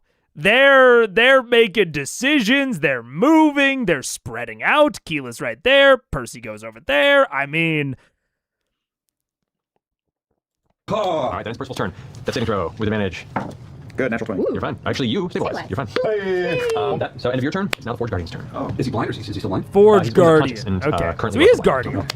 Yeah, 0 hit points and Did it, what did I call him? Zero hit Defender? points. Okay. He's Guardian. Okay. I believe. How does that work? I mean, the stabilizers are not bleeding out. You don't have to make that saving throws anymore. But Oh, but you're still I could be wrong. on. I could have been the. It's a huge difference. You regain 1 hit point. Oh, he does regain 1 hit. I don't know. To me, there's no difference. It's like, okay, you're at 0, you're at 1. Whatever. You're stable. You're not making death saves. That's the important part. No, you're getting 1 hit point if you roll. Right? We're not the top of the round, right? We're still mid-round, correct? Yeah, middle. Correct. Yeah. Okay, cool. So you're conscious now. Cool. Though your vision, you open your eyes and there's still darkness. Still dark. But you're conscious. That's the Raven Queen. Great. All right. So next back to Rune does not regain his blade storm. He's going to make 2 melee attacks against you, Grog. So you're given the option of. Word. Actually, no, come on. Let me go ahead and leap. And attack the water A little elemental. bit to land here. Not enough to get you And an attack opportunity. opportunity. Okay. It's going to make 1 strike at you, Grog. Okay. And another kick attack at Scanlan. Wait, I want to see how it moved. So it moved from on top of the bridge to down. I mean, that's a very short traversal. It's literally it's a 1 segment traversal. Like that's not huge. It seems to it seems like in theory it can cross most of the map. I'm fighting with 9-year-old Liam O'Brien. In theory, it can cross most of the map, but in practice, it's much more practical for it to not do that. Yeah. An Attack opportunity. opportunity. Okay. It's going to make 1 strike at you, Grog. Okay. And another kick attack at Scanlan. Kick a gnome. Kicking is That is a 31, Grog. Yeah, it is. I'll take the retaliation after it as well. Now that it's in the round. David and Gnome. Oh, I remember that show. I love David and Gnome. 34 points of slashing damage. Down to 17. Thank you. And Scanlan, that is 28 to hit. That hits. Oh, no. Take Oh, no. 24 points of bludgeoning damage. Oh, no. I will reduce that with cutting words. Okay. About to go down his Doesn't name. matter anyway. All right, so reduce a roll d12. This is your last bardic inspiration, so you're done with this now. Fuck. D12, 6. Okay, so take 6 damage off of that. Oh, what was the damage? Do I need to make a constitution? That was, it saving was, I don't think you said. I thought I did, I don't remember. It was 20-something, I think. Yeah, it was. No, you rolled a 20-something to hit, but I don't think you said damage. Okay, it's fine, I can't remember. Okay. You didn't say damage. So it's 14, 25 points. So it's reduced. So you take 19 points of bludgeoning damage as it kicks you, and you're pushed 15 feet back. Past the lava. Pass the lava. Past the lava. Like Into a story. the lava. Skipping across. Today. Shit. So, Please tell me you're not unconscious. so Scanlan, Yeah. you immediately are kicked back into the molten. And could Scanlan have been further back? Could he have been more over here? I mean, this dude is massive. You could play with his bulk to make it to where he literally does not have the room to get around you like that. It pushes you 15 feet. You could get 20 feet away from the lava river. I mean, all sorts of things you could do. Rock and iron metal. That is Not the gnome. Not the gnome. 61 points of fire damage. Gonna go under? Tell me you're not unconscious. I'm In the lava. Gotta get him out. Scanlan Gotta is get him now out. on fire and Get him just he's T800 into the. I- Can I take my retaliation Get attack? You can't. I can get him out. I can get him out. Reckless great Are weapon you? action. Wait, but when's your turn? You already went. A bit. I mean, 6 round turn. 6 seconds. That's I pretty think better. I can get 34 now. minus Before the 5. top of his 29. turn. Hits. Roll damage check. Potentially. He goes before I do. 23, 33. But I have 33, some 33. attacks. Right. Yeah, he did before me. By the way, at the top of its turn, it also took 17 points of damage from your finishing shot. And done. No, it's looking kind of rough now. It's looking pretty rough. Get up, Jen. All right, so that finishes that turn. End of his turn, Vex, you're up. Yeah. Okay. All right. Can I get to Scanlan from my position on the map? Movement, dash, action to grab him. 35. You can get to him, yes. All right. Then I'm gonna pick him up. All right, so you glide down, you grab his body, and you kind of lift him up, and you get him out of the lava, but that's as much movement as you have. Can I use my action to? Oh God. It's your action to grab and pull him out. Bonus Okay. action to dash. Yeah. Can I use my bonus action to dash You away? can. I'll say you move half speed because you're having to bring him with you. Okay. I'm gonna back up So you can get both of you guys back up where we want to go. into the corner. To the corner? Okay, so 5, 10, 15, 20, 25. You get about At least I got him out of the lava. I have had a jackrabbit knee on the table for like 10 Oh, yeah, no, like, I'm But that's it. That's all I can do. Right. That's everything. All right, that ends Vex's turn. Top of the round, Scanlan. You immediately take fire damage because you're still on fire, so you immediately fail a death saving throw. But I have some sort of death ward on me. You do have death ward on you. Oh. So as you go and reach and grab him, I mean, he takes a crit, to my understanding, and fails 2 death saves, to my understanding. and pull him up, the death ward flickers on. He comes back to 1 hit point. Off to the side. As soon as his turn comes up, He's on fire. he takes 10 points of fire damage and now goes to 0. At least he's getting failed. That's it. And The death ward is expired. point of clarification from the top of the round, so I just went from 1 hit point to 2 hit points. Oh, it's death ward. Yeah. With so much. Well, it's the top of your turn, so yeah. It's not a crit because it's not a melee attack. That could be correct. That could be correct. I knew there was a way to crit a downed person. Is it unconscious? I trust you guys. It's probably that. David, too. That No one makes can touch me. Yeah, you're all good. Yeah. Let me know if he gets me. Alrighty. So that brings us from Scanlan's turn to the Elemental's turn. The Elemental is just going to go ahead and... Oh, shit. Oh, no, it's 3. Okay. Ah, fuck. I gotta go, but I want to keep watching. When does he end it? I'll be able to finish it on another one. And this is probably a good place to stop it if I have to stop it during the middle of the combat. 333. You know what? Just for like fun symmetry, we'll go to 3333. 33333. That's pretty cool. Yeah, right. Why do you hate us? Not quite as blame Do we have that apartments. hologram in version of that in front of us Chicago. all the time? Yeah, right here. Oh, yeah. Counting our hit points for us? That we can see. I mean, Yeah, that'd be great. 13 against your does not hit. And 14 does not hit. No. Hey. It has the blindness on the elemental spike. He's super cute. All right. Elemental just chasing me like a puppy home from school. All right. Ending that. And there he goes. Ending the elemental's turn. Okay, we're at 33.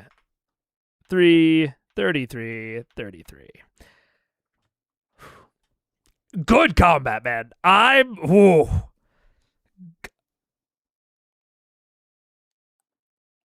It feels too soon to say, but this is an A tier combat, unequivocally. It's actually no, it's S tier. It's S tier for me. I'm not gonna say where it ranks against other things. These are unordered tiers, but this is an S tier combat for me. Ooh. The map, the design, the adversary design, the map design. I mean, this is a good ass combat. I'm liking it a lot. I feel tense. I feel like, their decisions matter every turn. Novel concept. But I'm gonna go. I got jobs to apply for, places to apply for. I got shit to do. But I will hopefully be back soon. Maybe even before Friday. That seems a little bit optimistic, but it is seeming less and less likely that I can do things on Fridays because that is when so many places are open. It is also when people like to schedule interviews for. Friday is just like a busy day. But, we don't have very much left, so maybe I'll be able to squeeze it in something. Manifesting a Friday stream because you nailed down a place, that'd be sick. Hey, crossing my fingers that happens. That'd be dope. But until then, I will let I'll post the next stream when I'm able. I still like my goal right now is still a stream a week, but I'm just going to be more okay with some of them being shorter, like this one, only like 3.5 hours. I'm going to try to move towards that because we were getting to the point where I was still trying to keep up one a week, but some weeks I wasn't able to just because I couldn't dedicate a whole half to one like at any point during the week. So I'm making the decision to just be more okay with like some smaller, more chopped up ones, and then try to continue sticking to one a week at least, even if they're shorter. So we'll see. Hopefully things clear up soon, but until then, I'll see you next time. Thank you for joining. Check out the playlist in the description if this is your first time or if you haven't watched any before. And that's about it. Goodbye, everyone. Have a good rest of your day. Goodbye. See you later. Goodbye.